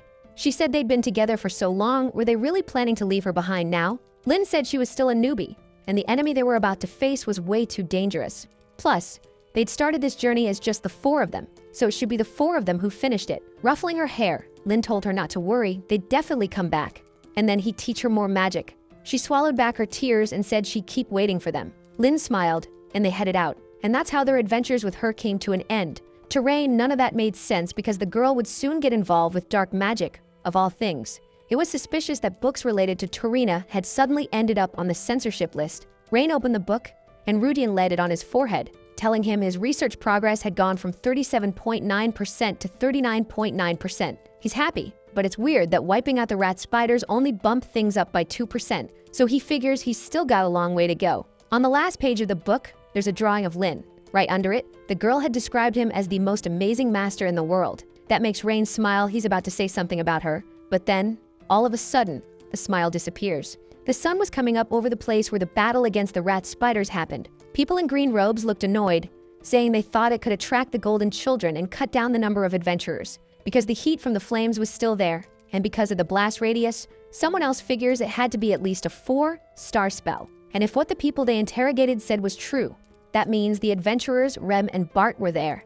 The more impatient robe person swears they'll get revenge, but the calmer one says that would just draw the golden children's attention. Then the other one says they just need to make sure they don't get caught. The calmer one says there are more important things to do before revenge, and the hot-headed one asks what that would be. So the calmer one says they should inform Tarina first. When he gets to school, right in front of the club room, the protagonist gets greeted by 2 students who ask if he's okay. He says he's fine and they shouldn't worry. At the front of the room, the club leader says they're about to start and asks everyone to sit, adding that the number of members has gone up a lot. The guy introduces himself as Joan, president of the local development magic club, and says he honestly didn't expect so many people, but he's really happy. Joan says he hopes they'll all get along. He's about to start explaining the club's purpose and goals when someone walks into the room. The guy turns around, still saying the club's goal is to develop magic for local development, but he freezes when he sees who it is. Everyone's shocked, because it's Logan. After a pause, the man introduces himself as Logan and says he hopes they'll get along. A little nervous, Joan says he showed up at just the right time. Waving his hand, he tells Logan to take a seat. But Logan freezes when he realizes the only empty seat is the one next to Rain. The protagonist, as smug as ever, points at the chair beside him with a nasty little grin. Once everyone sits down, Joan decides they need to start with a fresh mindset and asks them to take good care of things. Rain comments that, looks like Logan really keeps his promises, and Logan says he's just following the rules. While Joan is explaining, the protagonist is lost in thought. He wonders if he'd be able to beat the black mages if he ever had to face them. Summoning is Rudian. He sees he only has 12 cane magic power and 311 stamina, so he thinks he needs to toughen up his body fast. But he can't just do random workouts. It'd be better to have someone who can guide him. Then Rain ends up thinking of Logan, who's basically perfect for that. Later, on the training field, Rain is suffering through Logan's training. During the session, Logan remembers when the kid asked him to train him. Logan says he doesn't get why Rain would ask that. After all, Rain's the one who beat him. So what's the point of learning from someone who lost? The protagonist says Logan shouldn't hold a grudge like that, and says Logan is like the poster boy of the next generation of the Musclehead Specialist Group. That pisses Logan off, veins popping on his forehead. He says he lost the fight, so he deserves to be ignored. But he also says there's no reason for the kid to trash his school. Rain scratches his head, confused, and sighs, saying he's not free enough to just go around mocking people. Capping his book, the protagonist says that since Logan seems to be getting the wrong idea, he'll be more direct. Pointing at him, Rain says Logan is strong, so he wants Logan to help with his physical training. Plus, he's not making fun of him.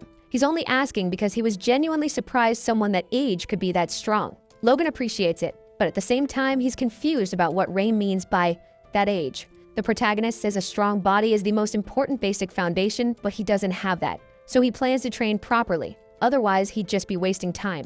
So he asks if Logan doesn't think it'd be better to do it with guidance from someone who actually knows what they're doing. Logan sighs and agrees with the kid, saying there probably isn't anyone more qualified than him in that field. But he says he can't teach Rain, so the kid should find someone else. Thinking the issue is money, our protagonist tries to offer a good amount, but Logan refuses, saying that's not the reason.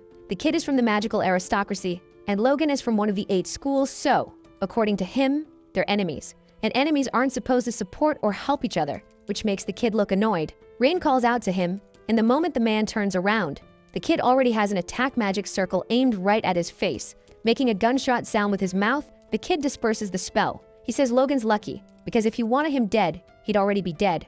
Rain asks Logan if he knows why he didn't do it, and with smoke coming off his hand, our protagonist explains it's because Logan isn't his enemy. They're not soldiers, they're students, and that isn't a battlefield, it's a place to learn. He says there's no reason for them to be enemies, since they're classmates exploring the same area of magic. After thinking for a bit, Logan agrees, surprised he didn't expect the kid to hit him with an argument that's solid. Back in the present, melted on the floor, Rain is calling for Logan. He says he's finally done, and Logan says the kid is, surprisingly, doing pretty well. The kid asks if Logan finally believes he's serious, and Logan says yes, then tells him they should move on to the next exercise. Our protagonist complains, asking him to help him up, and the man says he needs to get up on his own. Logan asks what would happen if someone saw them working together, since both the aristocracy and the schools would come after them. Hearing that, Rain asks if the guy's muscles are just for show, saying that if something like that happened, he should just knock out whoever complained.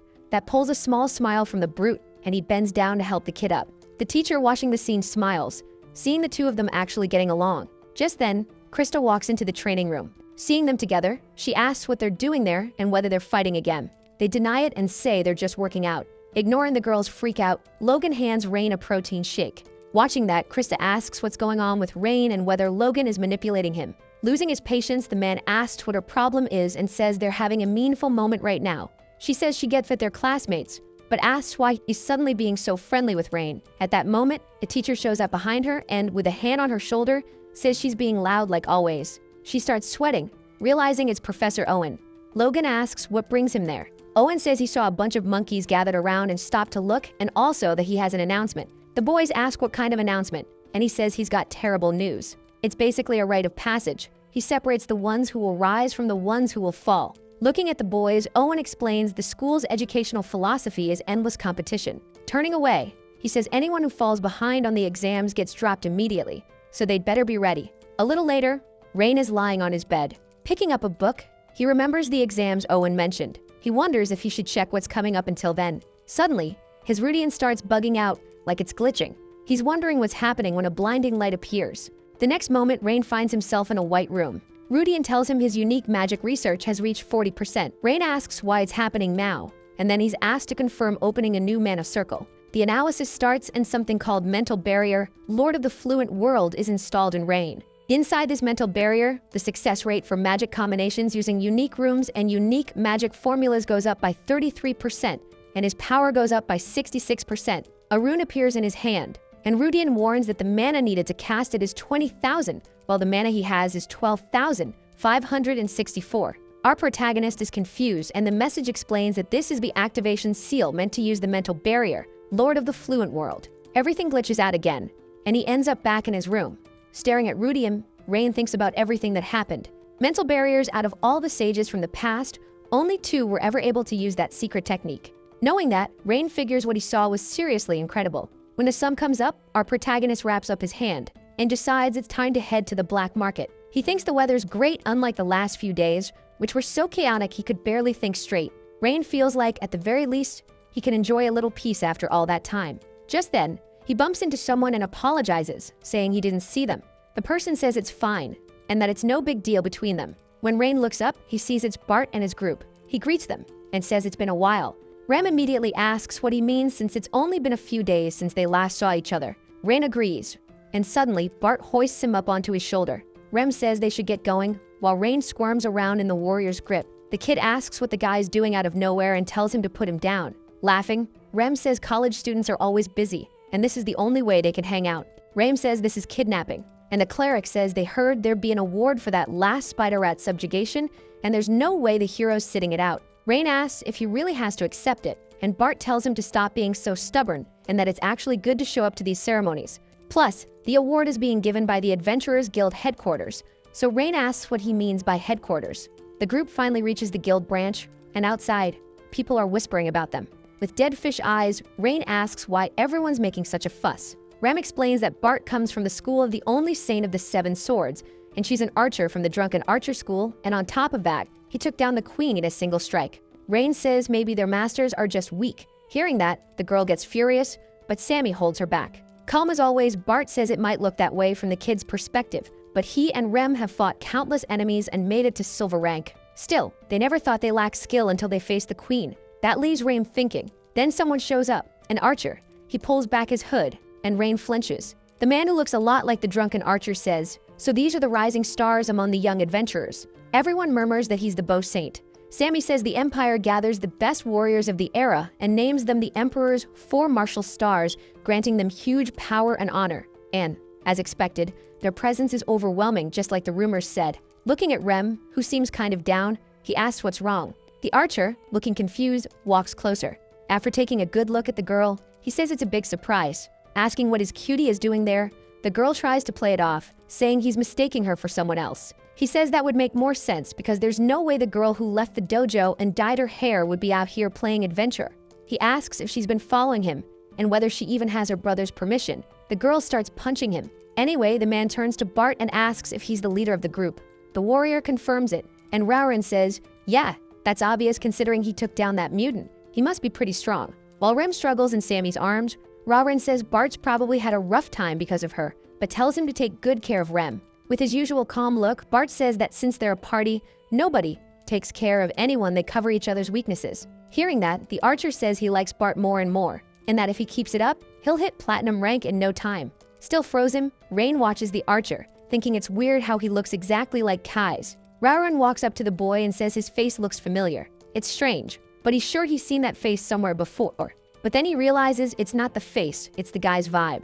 So Rain introduces himself as Rain Ludwig.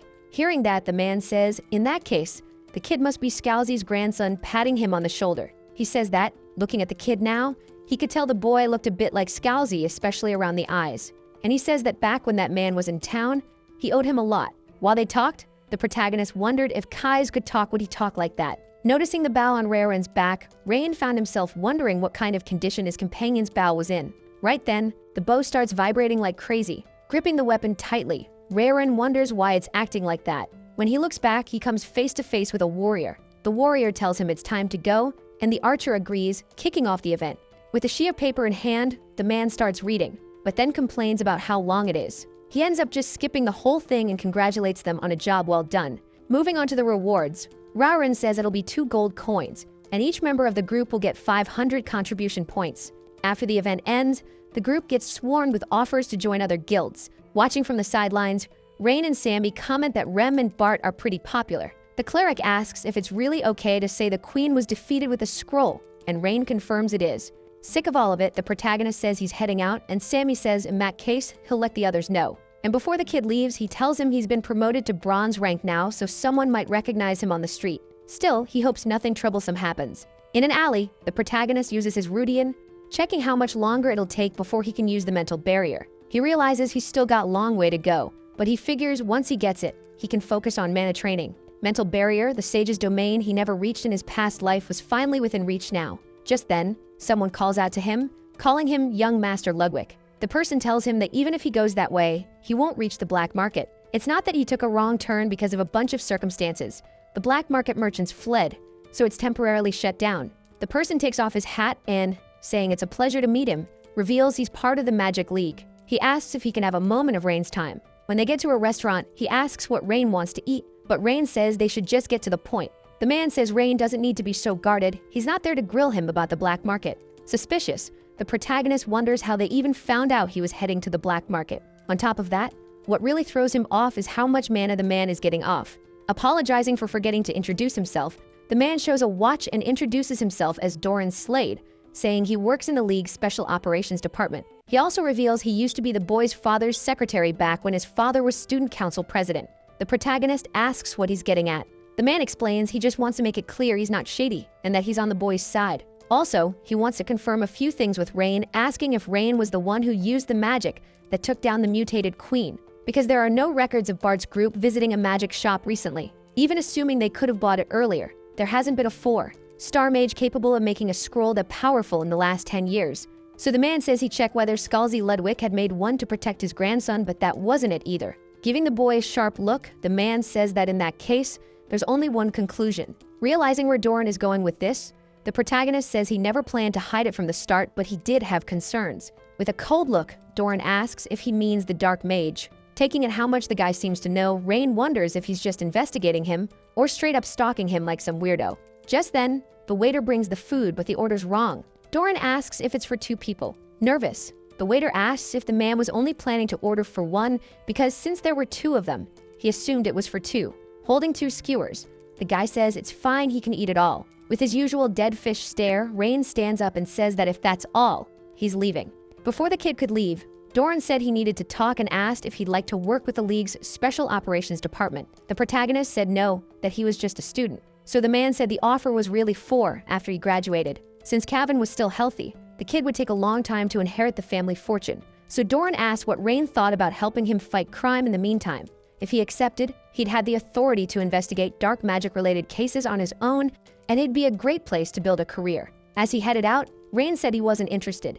Before the kid left, Doran mentioned the Dark Church had been getting more active, and because of that, the League's higher-ups were in denial, drunk on peace, but something big was definitely about to happen. Pointing his skewer upward, the man said he really wanted to believe they were ready to stop them, but he wasn't sure that was actually true. Before leaving, the protagonist said he had no idea what Doran was talking about, but that he'd think about it. Doran thanked him. As he walked, Rain wondered if he'd really have to fight the church in this life, thinking maybe he should just let the operations department handle it. Smiling, Doran shouted after him, saying that if he ever needed anything from the black market, he should look for the VIP escort mission during vacation. Rain just looked at him, embarrassed. Doran watched the kid walking through the city, and then suddenly a girl dropped out of the sky and asked if he'd been turned down. The girl, with huge dark circles under her eyes, said this year's freshmen were talented, and asked why he'd gone straight for the Genius Yo Master. Doran said that, in the end, the kid wouldn't be part of the golden generation. Slumping awkwardly into a chair, the woman asked why. Doran said Rain didn't seem to have had any contact with Tarina, so they should look for other suspects. Then she asked if there was really a chance any of DeLayton's freshmen had been in contact with Tarina. While drooling over his skewer, Doran said his gut told him yes, and since contact could have happened even before they entered the school, they should check their pasts. In his head, Doran agreed with the girl. I mean, how could the kid be considered part of the golden generation? He thought that, in the end, Kevin had created something monstrous because he'd never met anyone whose future scared him as much as Rain's. At the library, the protagonist explained to Karen that he wouldn't be able to get the book, saying it was fine.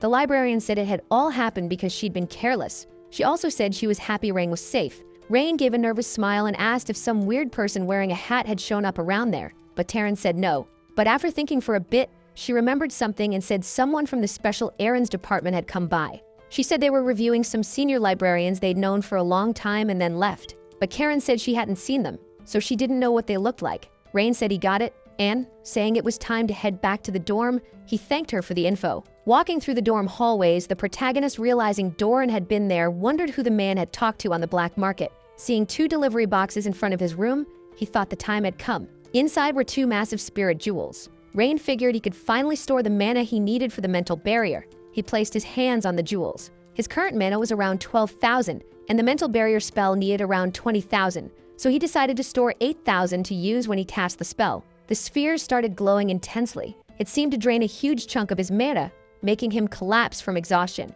Worn out, Rain said the mana infusion was done, but he still had to wait for it to stabilize. Night fell, and Rain was meditating. Opening his eyes, he said it was time. Making a hand sign, he activated the mental formation, Honored Fluid World. The spheres glowed, and the spell started forming. At that moment, the jewels began to crack, and Rain ended up coughing up blood from the strain. Lying on the floor, he thought that, as expected, he'd failed. But when he looked at his palm, the room was shining a bright gold. Runes were glowing around him too. Getting up, he felt something different. And when he tested a magic circle, Rain said it was impossible. Now he could feel it instinctively. That magic formation was perfect.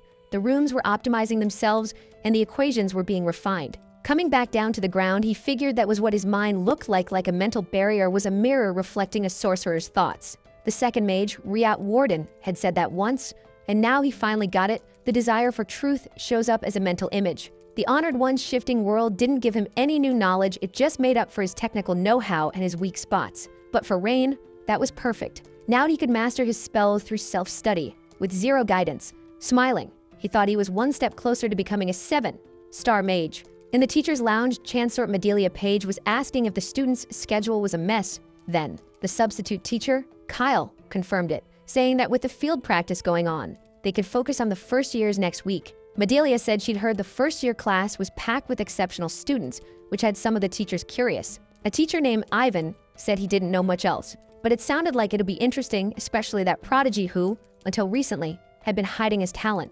After all, nobody knew what was going to happen. Fuming, Ellen stood there with her arms crossed, thinking about how so much had gone wrong. Like she could read the girl's mind, Caroline told her to calm down. One of the teachers commented that Caroline looked pretty confident, and that the next one to get crushed after Logan might be the student she was teaching. Laughing, Caroline said, "Guess we'll see." In her head, Medelia thought that if things went the way they were supposed to, Camisa, heir to the Page family, could lead Delayton's students as their golden pillar. Just then, Professor Marhena got her attention, saying they should start moving, gathering aura. She said that in that case, they should notify the academy to gather the students immediately, because starting that day, the exams would begin. In the classroom, our protagonist looked like a zombie. He figured Logan must think he was made of iron. Watching the other students jump up right away, Rain asked Krista what was going on. She explained they'd been told to go to the auditorium. It was for the exam briefing. Rain asked if the exams weren't supposed to be next week, but Krista said that's how Delayton worked. They changed the schedule out of nowhere. He asked why, and that's when Gertrude showed up, explaining it was to stop them from procrastinating until the last minute. Our protagonist said that if someone can deliver the same results no matter when, that's a talent, so the teachers probably knew what they were doing. Gertrude laughed and agreed, but in her head she thought the boy was annoying and that you really couldn't like rich kids. Standing up, Krista said that's exactly why you had to give it your all, with no regrets. When they got to the auditorium, they walked in, and as she looked around, Gertrude noticed the students' faces. They did not look happy about what they were seeing. Rain ended up spotting Logan and called out to him. Seeing him, Logan said Rain had gotten there pretty fast, and Rain said it was nothing. Gertrude then muttered in Rain's ear, warning him not to become friends with Logan. He was one of the rivals Rain should be worried about. Rain, on the other hand, said there was no way the guy could be his rival after all. He gave him protein every day. Furious, she asked if he was a pigeon or something, getting bought off with food. Finally realizing who it was, Logan said even Krista's lackeys were there, and asked if she wanted magical protein too. With veins popping in her face, she said she wasn't in the mood for jokes, so he wanted to fight, he'd better watch himself. Logan, all sarcastic, said he was terrified. Just then, Krista walked up and pulled the two apart, saying they were being way too loud. With a serious look, she told them to leave if they wanted to talk. Rain was startled. He hadn't expected that from Krista, and Gertrude apologized. Stepping away from them, Krista said that if they wanted to stay, they'd have to fight like their lives depended on it. At that moment, a voice greeted them and said she loved the tense vibe and told them to keep that mindset during the exam. Then they saw it was Professor Caroline, and as she got started, she said she was going to announce the exam details. She said the exams would run all week, starting that day through Friday, which made the students furious. On top of that, their exams would be graded by their respective teachers, and if a teacher expelled you, you had to leave the school that same day. Now, if they'd let her, Carolyn said she'd announce the teachers who would be evaluating them. Out of the shadows, the teachers step forward. When the students see who it is, they freak out. Gertrude starts frantically tapping Rain on the shoulder, and he asks what's wrong with her. Panicking, she asked if he's seriously never heard of Professor Marhena. She used to be the head of the Magic Alliance, and now she's the head professor at Delayton. On top of that, leading the Magic Alliance was an honor only the greatest mage of their era ever got. Logan is shocked to realize a huge name from the magic world just showed up. Gertrude keeps yelling at Rain until she explains that this woman was the one who replaced his grandpa as head of the Alliance, which just leaves him confused. Thinking about what his grandpa was like, the protagonist figures the woman must be a total monster. Then she tells him about the other teachers who came with Marhena. Kyle, a genius who graduated top of 1,378 classes, Professor Jaren, who built her magic tower at 20, and Professor Ellen, who writes for the Daily Magical Hearing newspaper. Saying those were the elite teachers who taught second and third years, Gertrude comments that it was one hell of a lineup. Manhwa stays quiet for a while. Then she clears her throat, drawing everyone's attention in the hall. Using an amplification spell, she tells everyone to shut up. Her voice is so loud it actually scares the students. Leaning on her cane, she asks where they think they are and says the whole point of these tests is to weed out useless people like them. She also says the evaluators won't go easy on them like the previous ones did, leaving the kids wondering what she even considers easy. She adds that the teachers judging them are the type who'll eliminate you the moment they decide you don't have talent, which makes everyone even more nervous. Seeing they finally look ready for the exams, Manhwa smiles and says, "Not bad." Then she explains the tests will take place in different locations, and each location was assigned based on each student's individual traits. Soon they'll be told where their test is, so they need to check and head to the designated teacher's room. After that, she declares that this is delayton. The strong survive and the weak get tossed aside. Telling them to remember that rule well, she dismisses them. Inside what looks like a cave, Professor Kyle says they finally arrived, and from there they'll be taking on a labyrinth. Hearing that, the students start murmuring, wondering if they'll even make it out safely. Resting his hand on his chin, the protagonist says he doesn't remember there being any cave around there.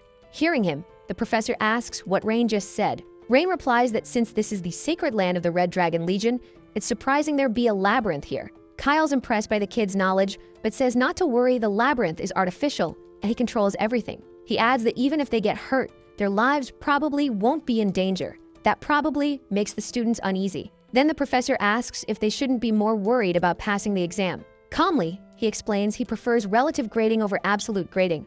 In this system, first place gets S rank, second and third get A, and it goes down to F. F means 39th place, and anyone below that has to retake the exam. The main criterion is the time it takes to clear the labyrinth, and clearing it means wiping out every monster inside. They'll take the exam in pairs, and if they can't finish within 40 minutes, they're expelled. A window opens beside Kyle, and he explains the teams were formed based on entrance scores. After checking the results, they should go find their partners. Rain wonders who his partner will be. Then the next moment, a clay doll falls from the sky.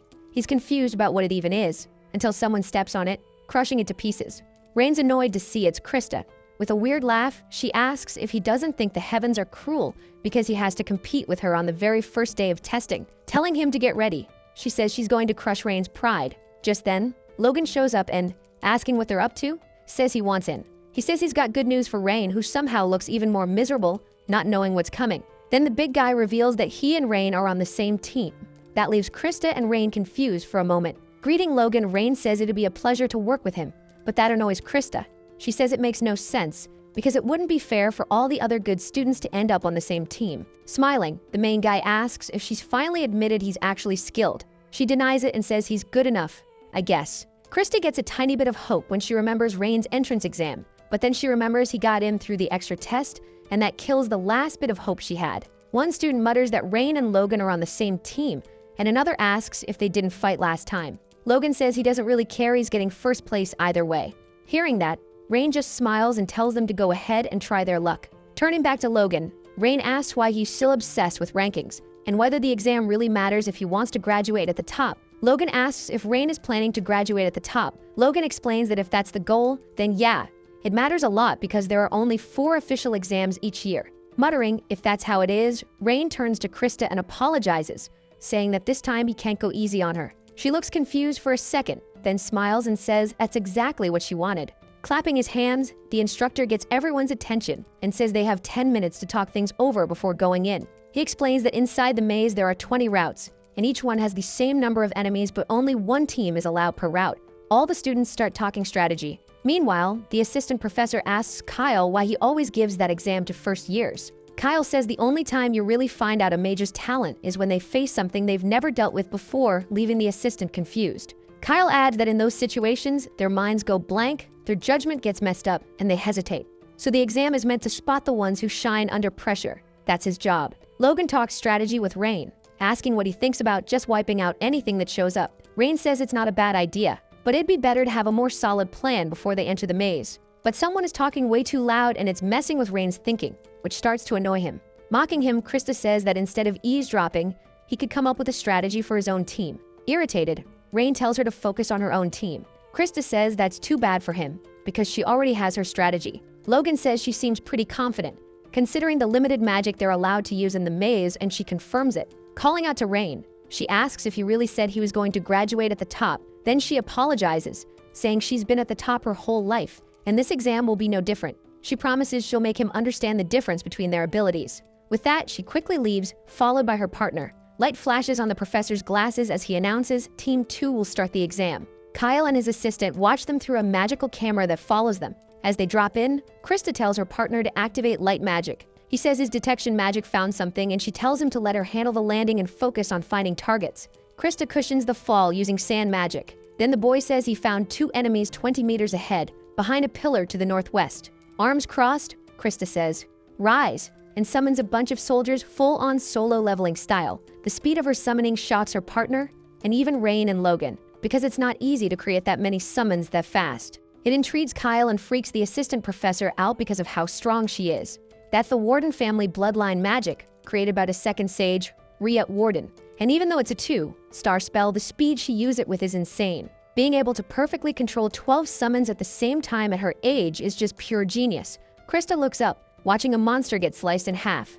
Her partner says he detected 3 more enemies in the hole to the left, and she says they should head over there. He says it's right there, but after walking for a long time, Krista gets annoyed and asks what he even meant by right there. He asks her to wait a second and warns her there was a monster among the rocks at 3 o'clock, another at 8 o'clock, and one on the ceiling right in front of them. She tells her shadows to attack, saying he should just leave this to her. In no time, the monsters get wiped out by her sand summons. Her partner is shocked at how fast she took down 3 enemies. Looking back, the girl asks what he was doing, and he says there was nothing over there. So she says they should keep moving. Outside, other students were watching them. They were talking about how the pair was moving through the maze like it was nothing. Freaked out by the girl's skill, our protagonist says being able to cast a 2-star spell with that kind of precision was seriously impressive. Logan says, well, obviously this is Krista they're talking about, the most promising genius of her generation. Rain asks if she's really that amazing, and the guide explains that even the school elders warned them to be careful around Krista. Even while fighting, Krista kept pushing herself, thinking it still wasn't enough.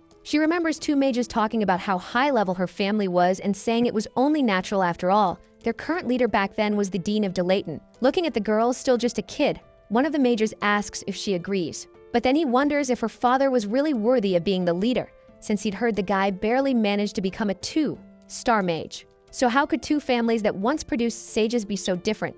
The mage in the black hood tells him to cut it out, but the red mage says he's just being honest. Putting a hand on the girl's shoulder, the red mage tells Krista to let her father know their family wasn't fit to be a house of mages, because that's what everyone said, and besides, even the girl's mother and her 2 sisters couldn't use magic. He says if she clings to all that, things will only get worse, so she should just leave the world of magic behind and live in peace. It'd be better for everyone. As she stumbled, the girl replayed those words in her head while taking out the 20th enemy. Looking at her partner, who is totally worn out, she asks, what's next? And the guy asks for a break. But Krista says they don't have time for that, yanking him along with one of her summons. While dragging him, she tells him to just point out where the next enemies are. Outside, the students kept talking about how insane the performance was. The teacher thought it was chilling. He never expected she could handle magic at that level. Back in the past, the girl stood facing a light in the middle of the darkness, and the green mage asks if something's wrong. She tells him she's going to become the greatest mage of all time, so her mom, dad, and sisters won't look down on her anymore. Back in the present, taking enemies down one by one, Krista tells herself she's going to prove it. She swears she'll earn her honor and prestige with her own hands. Krista remembers that after she said that, the mage knelt down and told her he was counting on her to restore the Warden family once again. A monster that looks like a Zubat drops onto one of her summons and destroys it. She throws herself backward, dodging the attack, and summons another sand monster. Telling it to get back up, she sends it straight at the monster. The soldier ends up smashing the monster into the ground with a punch. 4 minutes have passed. The assistant professor announces that all magical reactions have disappeared.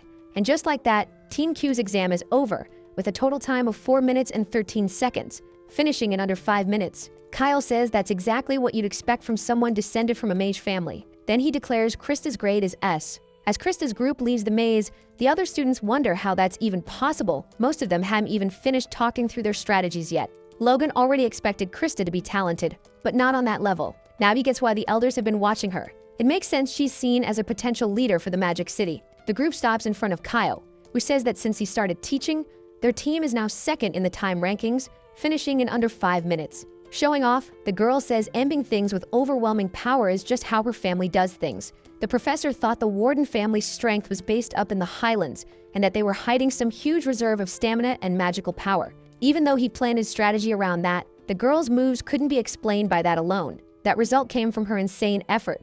Her biggest advantage was that she was a genius who actually worked hard. Calling the girl and her partner over, the professor says it goes without saying they passed. There were still a few students left, but he adds right away that their grade was an S. Krista clears her throat and, bowing, says he was too kind. He wishes her good luck, and she turns around, absolutely thrilled. As she walks past our protagonist, she looks at him, thinking, yeah, that's just who I am. Smiling, Rain tells Logan this might end up being more fun than he expected, and Logan agrees. Rain ends up having another flashback from back when he was still Lin. Esther says people used to call the place they were in the Southern Star because it was so beautiful, but now it didn't even come close. Freedy, sitting down, asks what the plan is, since going into that fog is basically guaranteed death. Our protagonist agrees, and the silver-haired leader complains that she's hungry. After thinking for a bit, Esther tells Lin to destroy everything. He says he gets it, but then, realizing what she actually means, he turns around and asks what the hell she's doing. Wasn't the city a cultural heritage site? Esther says yes. In that case, Lin says we need to preserve the original shape so we can fix it later. Kyle and Freed laugh, and he asks if they're seriously messing with him. Striking a pose, Esther explains to Lin that there are times in life when you just dive in head first and deal with the consequences later. He asks what she's even talking about. Freedy agrees with Esther, and Lin tells her to shut up. Blushing, Free smiles and says that, to her, he matters more than any cultural heritage site, and that as the leader, she'll take the blame later. Clenching her fists, Esther says that if she has to, she'll use her fists too. Seeing how determined Esther is, our protagonist asks if the problem is really that simple, and she says she hates complicated problems, forming a magic circle in his hand. He says he gets it and that he won't care about what they'll have to deal with afterward. It's crazy how one irresponsible decision can change the world. Back in the present, Rain says he's made up his mind. Saying he's got a great idea, he tells Logan to come closer.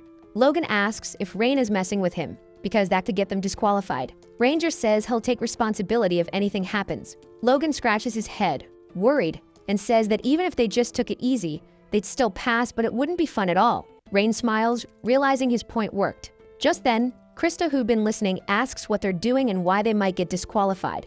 Rain asks if she's scared and tells her to just wait and see what they're about to do. She asks what they even mean by all that. This is an exam, not playtime, so they should take it seriously. Turning to her, Rain says that supposedly magic is meant to be fun. Doesn't she think so too? Prep time is over, and the professor tells the teams to get ready.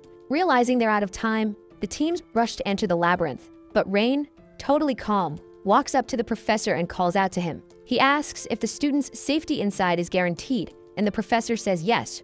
Since he's controlling everything with magic, nobody's life will be in danger. Then Rain asks if Logan heard that and says they should go ahead with the plan. The assistant professor announces that 9 minutes have passed and there's only 1 minute left. Rain asks if Logan's ready, pulling off his shirt. Logan calmly says he only needs 7 seconds. In that case, Rain says, I'm counting on you. Remembering his adventure with his companions, he summons his magic and says he's going to blow everything up. They crank their magic up to the max, declaring that the exam is finally about to begin. Krista and her partner are stunned, wondering if they're seriously not going into the labyrinth. Kyle notices something. What's in Rain's eyes is the Ludwig family's magic bell Sidus, the one that lets you see through all magic. Just the fact that he can use it at 16 puts him beyond even his family's genius level. Still, Kyle wonders what the kid is about to do, just standing there. At that moment, the boy finally finishes detecting all the monsters inside the labyrinth. After that, he uses magic to link up, and Logan gets ready to throw a punch. Seeing this, the professor can't help but be surprised. Rain gives Logan the signal to attack, and the very next second Logan slams his fist into the ground with insane force, shattering it. Shielding herself from the powerful shockwave, Krista calls him an idiot, saying he just blocked the entrance. Kyle then realizes that, considering how strong that punch was, the effect was way too small. But when he looks closer, he notices something. Rain still had the spell active, then a crack starts spreading toward the back of the labyrinth. Inside, beneath every monster, a circle forms. Rain smiles, and the next moment, the monsters get crushed like cockroaches, and everyone nearby ends up losing their balance because of the earthquake it causes. Krista's left wondering what the heck just happened. Freaked out, the assistant professor asks if that was an earthquake, while Kyle wonders if it was some kind of magical reaction. Brushing dust off his clothes, Kyle asks his assistant if there was any magical reaction inside the labyrinth, but when the assistant checks, he panics at what he sees. He calls out to Kyle, and Kyle, confused, asks what's going on, reminding him there's only 1 minute left. That's when a man tells him that when he checked the labyrinth status, he couldn't find a single monster.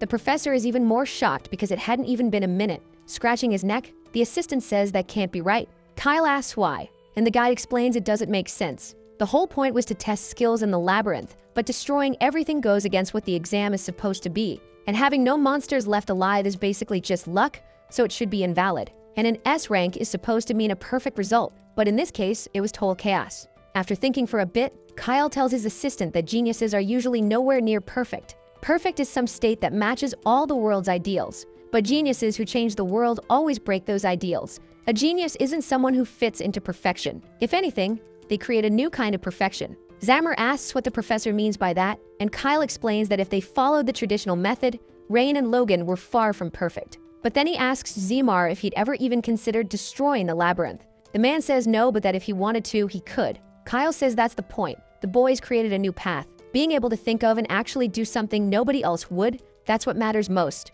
It's about having the knowledge and understanding to turn a stupid idea into reality. Watching the boys smiling, the professor tells his assistant to just wait because that student is going to become the center of the magical world and push its boundaries. 40 minutes later, the test is over.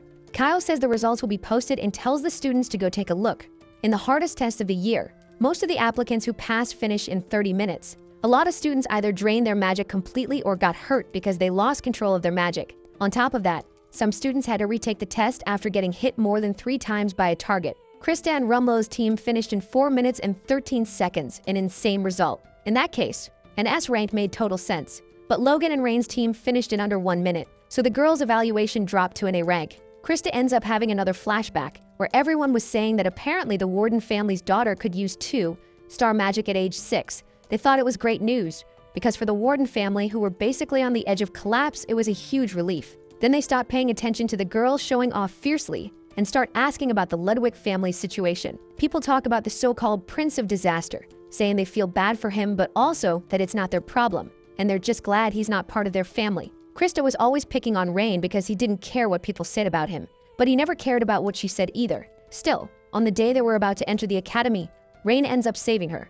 Even her tutor praised him for how fast he activated his magic. With all that, she couldn't help wondering what had happened because he didn't seem that strong during the family gathering. Her tutor was also curious why he was there, since the entrance exam had already started. Krista asks if she couldn't just let it slide that he showed up late, and then Carolina asks since when she ever cared about the other students. Right then, the girl says that, just like her teacher had noticed before, having him around was going to heat things up. She also asks if a little competition wouldn't be good for the school. She was finally taking all of it seriously. In that moment, she declares the boy is going to be her rival, but the result of that exam completely crushes her. Her partner, Rumlow, walks up to her thanking her because he got a good grade thanks to her. Krista, though, just stands there frozen, wondering if she really lost again, especially to someone who treated magic like it was no big deal. She's annoyed she didn't think to destroy the maze, but then she realizes that even if she had thought of it, she wouldn't have been able to. Watching her, Kyle realizes she's super competitive. He gets that feeling. He thinks it's a good thing, but in his head he comments that if Krista keeps chasing after Rain, she's in for a rough, thorny road. With a sigh, he adjusts his glasses. He gets everyone's attention and says that normally only one team should get an S rank evaluation. But since the teams were made based on points, Logan and Rain ended up on the same team, which wasn't fair. So he announces that both teams will receive an S rank evaluation. All the students are happy, but Krista is still frustrated about everything. Rain walks up to her and says it looks like it ended in a tie. He reaches out his hand to shake hers, but she slaps his hand away. Everyone watching is confused. Then Krista asks if he seriously thinks she'd be satisfied with that result. Rain is confused and asks why she wouldn't be after all. They both got S rank. Yelling, she tells him not to mess with her because she only got that evaluation out of pity. Anxiety takes over, and while she begs people not to look at her, Krista runs off. Rain calls after her, trying to stop her, but he can't. He turns to Logan and asks if he said something wrong. Logan says he's sure he didn't, but since he's from one of the 8 magic schools, he doesn't really get all this magic clan stuff. Noticing how weird Logan is acting, Rain asks what he knows, because it's obvious he's lying. Logan then repeats stuff people say, like, the Warden family is done for, and that cursed magic clan. Hearing that, Rain asks why he'd say something like that. Logan explains that it's what everyone says. All the Warden glory is in the past, and until Krista was born, the Warden family didn't have what it took to be considered a magic clan. Krista was the one who brought the family back and got them recognized as a magic clan again. She did it on her own. And since she'd been carrying the family by herself up to now, she's probably full of built-up frustration. Somewhere deep in the forest, Krista is crouched down, crying. Hearing the boys' footsteps, she stands up. She says magic clans and mages are supposed to be respected, almost worshipped. because people look at them with huge expectations, so they can't become someone others can treat like trash. But all of that hurts Krista. Frustrated, she says she's given everything she has to get here since she was 6, and she still barely made it this far. And yet some kid with no bloodline or famous last name went and stained the clan's honor by accepting that duel. On top of that, Rain talks to everyone like it's nothing. No hesitation at all. Krista yells that she doesn't get what he means when he says magic is something you do for fun because none of this is fun to her. Summoning a spell, she demands to know why. Even though she takes it so seriously, his evaluation was higher than hers. Rain calmly disperses the sand summon she created. He says he loves magic, and when it works the way he pictured it, all the pain and effort feel like they just vanish. That's something only people who really work for it can understand, but it's not all fun and games. As Rain admits he's been through a lot of pain and despair, Krista lunges at him, creating another summon. Blocking her magic, he says she's her clan's last hope, and that she's trained so hard she's at the level of someone much older he can't even imagine how much pain she's had to endure. But one thing is for sure, thoughtfully. Rain says it looks like this is the first time she's ever actually succeeded with that spell. Tears fall down her face when she hears that. Krista looked pissed, but the boy just kept talking, telling her that all that misery and responsibility wasn't hers and that she could have just tossed it all away. Even so, she didn't give up, and he asked her why. Summoning another huge stone monster,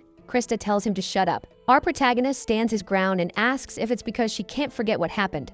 Not wanting to hear him, Krista tells him to shut up again and smacks him with her summon's attack. As she does, she remembers when she was little, how happy she was just for beating a weak training dummy. Still standing after her hit, Rain says she's strong, and no matter what she did, nobody would dare go against her. Krista bursts into tears, and our protagonist says that, in that case, she should feel the joy of magic again. Wiping her face, Krista gets up and tells him to stop showing off because it's seriously starting to annoy her. He says he's earned the right to show off, since he's the one who won this time, leaving her with nothing to say. Then Rain adds that it'd been a while since he felt like that, holding out his hand. He says that's what he expects from his rival. He says that thanks to her, he actually had fun, and that he'll be counting on her in the next test. That finally pulls a smile out of her. She'd been all tears just a moment ago. A little red in the face, Krista slaps him and tells him to stop showing off. Hurrying out of there, she warns him not to get cocky just because he won, because next time she's going to crush his ego. Rubbing his face, our protagonist complains about how hard she hit him. As she runs, Krista apologizes to her father, but she's already decided what path she's going to take. Kyle explains to his assistant that talent shows up in different ways, which leaves the guy confused. So the teacher explains that sometimes it comes from motivation like classmates, the desire to overcome some huge wall, or even a friend you can rely on. Watching the students, he says things are going to get complicated from here on out, and his assistant asks if it can really get any worse. Smiling, Kyle says he's finally sure he made the right call becoming a teacher at DeLayton. But now they need to start again, so he tells his helper to call the students. Back at DeLayton, the students are told there won't be afternoon classes during exam season. In the hallway, Logan asks why Rain's face is swollen, and Rain says he's imagining things. Changing the subject, Rain says that if they've got the whole afternoon free, they should go to the training hall. Logan asks if he isn't tired, they just finished an exam. Opening the door, Rain says that's exactly why he needs to train. But then they run into Owen waiting for them, saying it's good they've got energy to spare. Pointing at a stack of papers, the teacher says he prepared 150 questions for the math test, so it'll be great practice. And since there's a written test after that, they're not allowed back to the dorms until they finish. Get inside, Logan wonders why he's even involved in this. Putting on an innocent face, Owen says Logan can go home if he wants and stay as long as he likes, making Logan change his mind instantly. Calling over all the students who were there, the teacher says they're included too. The students complain that they're exhausted, and the teacher asks if he needs to repeat himself. As Rain grabs his portion, he looks at Krista.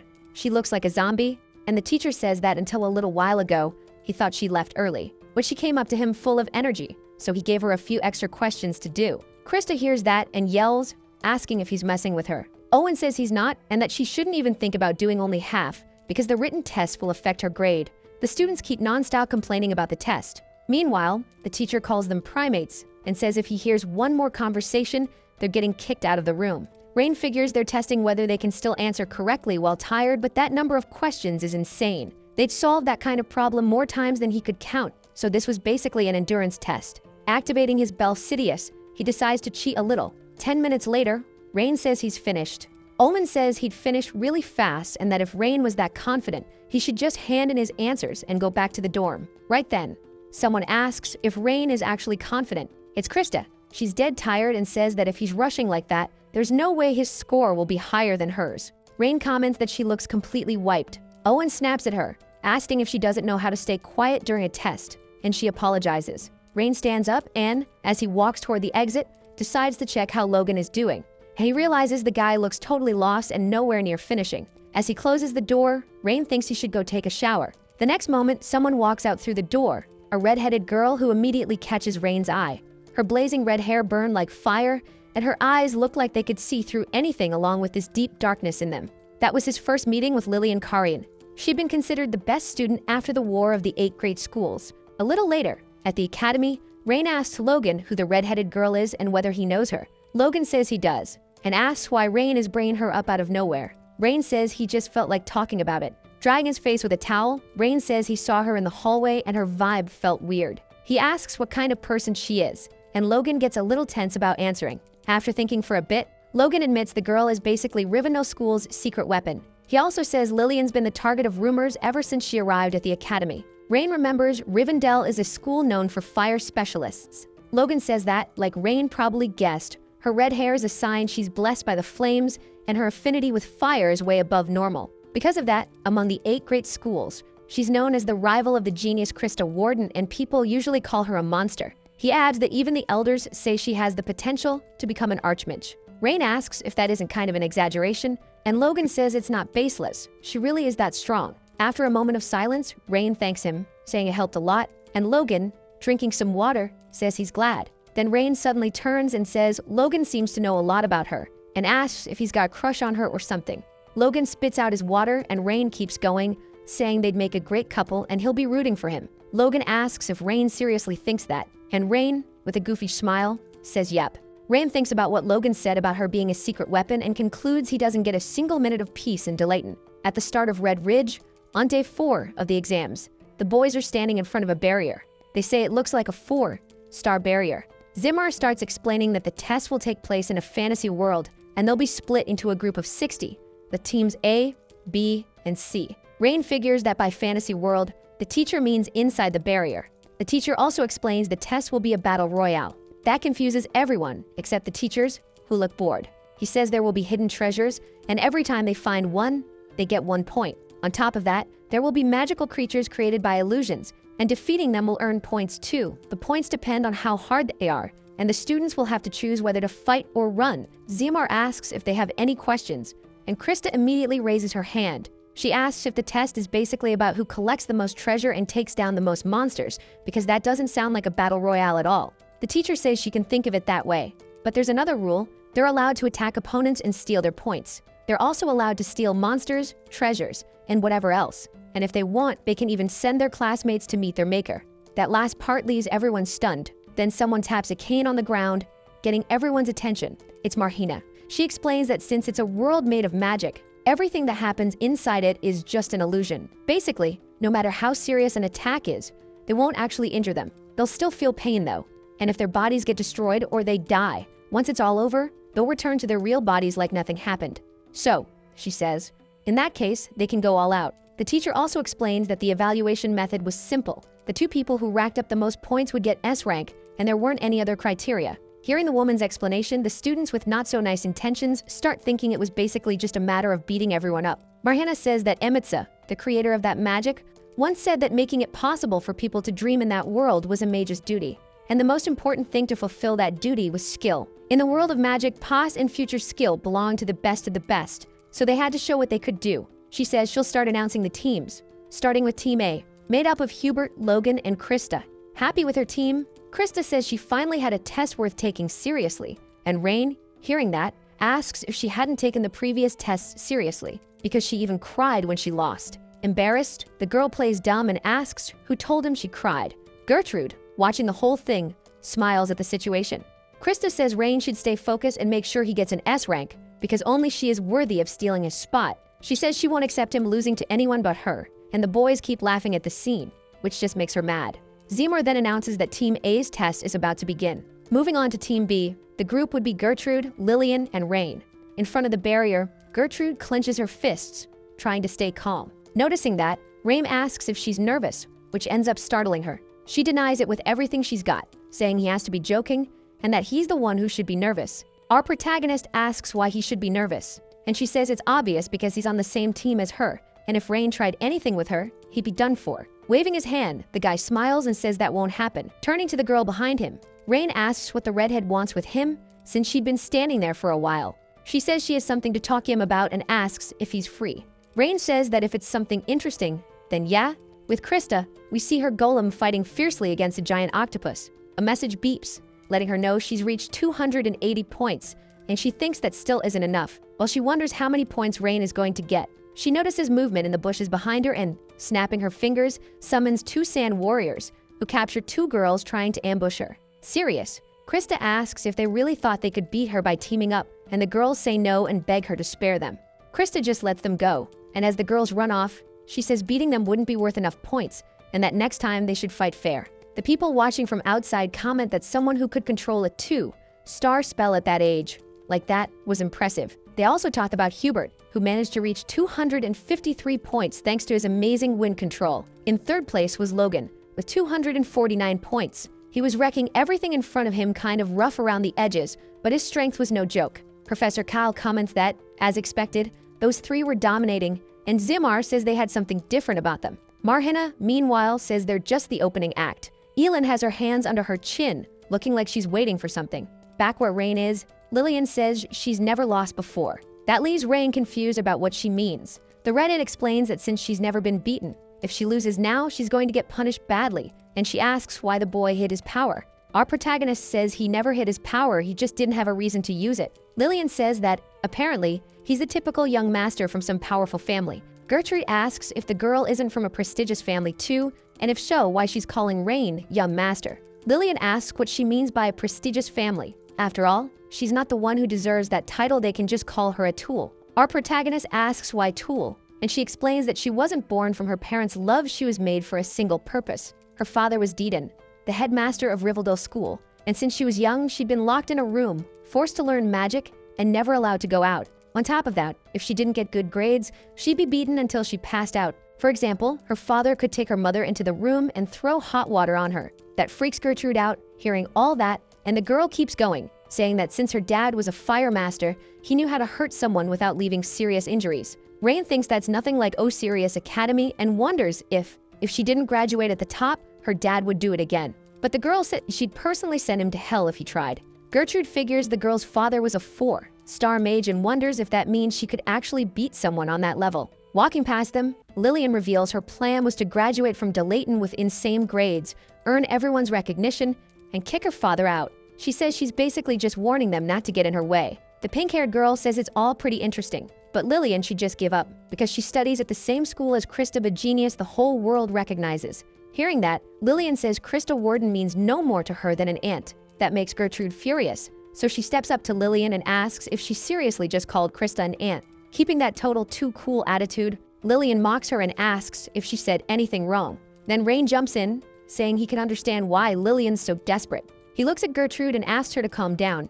Lillian silently looks back as she walks away. The protagonist says that, no matter what, he's not giving up on being a top student, because he's got a friend waiting for him. The crimson-haired girl says she already explained her reasons and gave him a warning, but if he keeps insisting on staying in her way, she'll have no choice but to eliminate him. Right then, they announce that Group A's test is over. In Team A's test, Krista and Huberto scored 361 and 338, and both got S rank. Gertrude greets Krista with a towel, congratulating her on all the hard work, and Krista, totally exhausted, says it felt like going out for a run. Since the first group's test is done, Kyle says it's time for Team B. The students have to choose where they'll start. Rain wonders where he should start. Mountains E and F are the biggest, with tons of monsters and treasure, so they're popular picks. Zones B and C are the mountain peaks. They give you a great view, but there's the risk of getting surrounded by other students. The forest zones D and E are great for hiding, but it's hard to keep a good lookout, and they're kind of terrible for scoring points. In Rain's case, he already has a specific spot in mind that fits what he wants. Then they're told to keep their chosen starting point in mind after deciding. Krista says it's Gertrude's turn, and Gertrude says it'll be easy. Before she leaves, Krista calls out to her, telling her to give it everything she's got.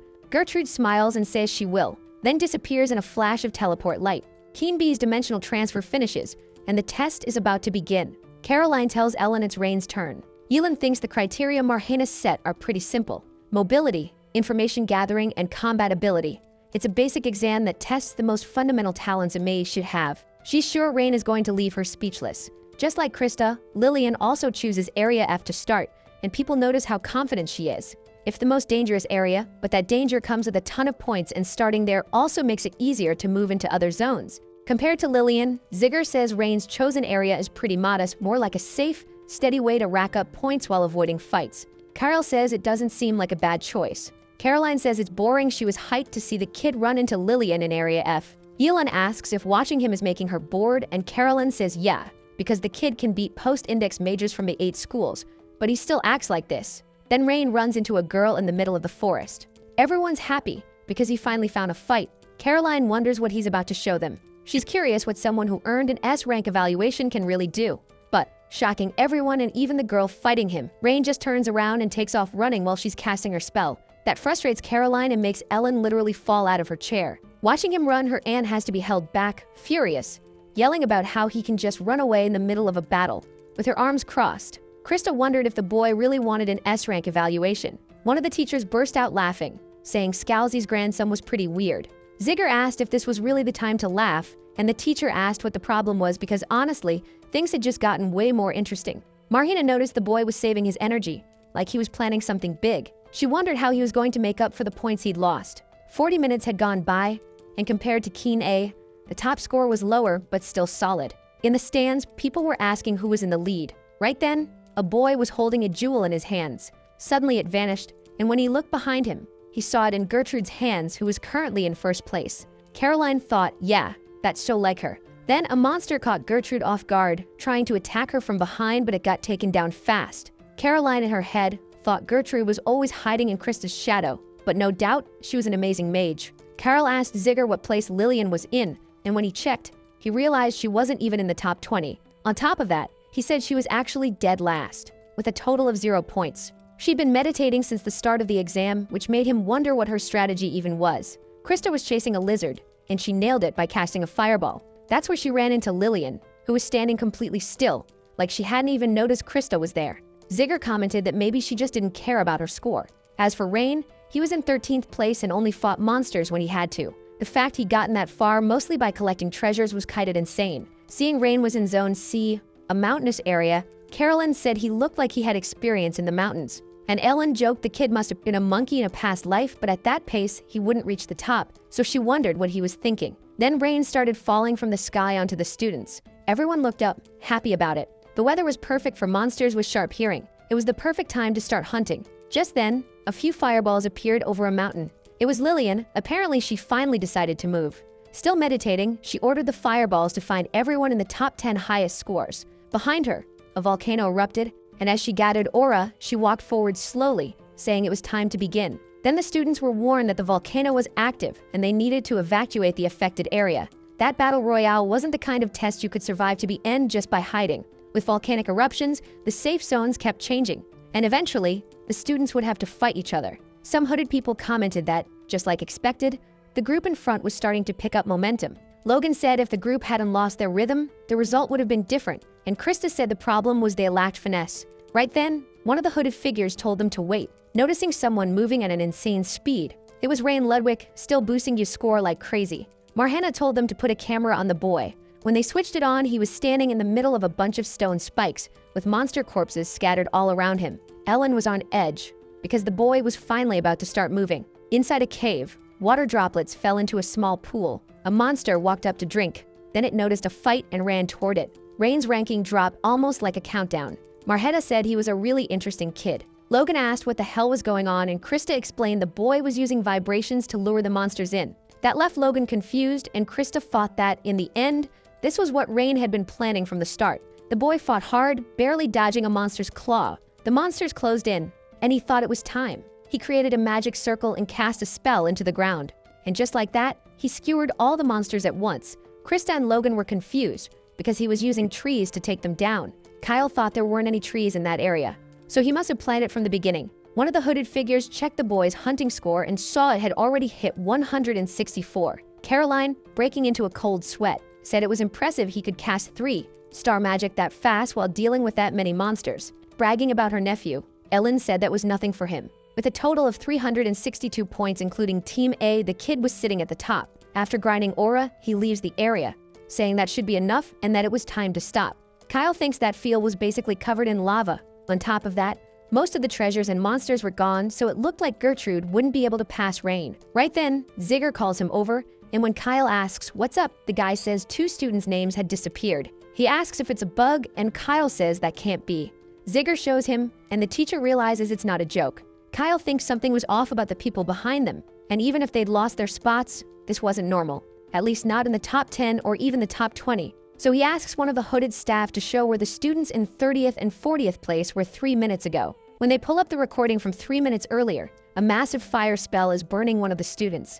The teachers freak out at what they're seeing. With the second student, the girl tries to defend herself, but she gets hit almost immediately by a second spell, and the last thing she does is curse out whoever took her down. The teachers are frozen, pure terror written all over their faces. Rain keeps falling, and the girl calmly walks on, planning to take them out one by one. If she beat first or second place, that would already be enough. Caroline and Ellen, terrified, admit the girl is insanely strong. Marhana says that with a personality like that, she's even more dangerous. Watching the rankings, Gertrude wonders when Rain managed to pass her. She also notices Lillian right on her tail, and that 20th and 30th place had vanished. Just then, a bird made of fire comes flying at her, and the girl sighs, saying she has no idea what's going on here. The spell knocks down the tree she's on, and she barely avoids getting hit too. As she falls, she wonders where those flames even came from. But before she can make sense of it, another spell comes straight at her. The attack slams her hard into the ground, and Krista, watching the fight, starts to worry. Lillian calmly walks up and notices there isn't a single trace of ash.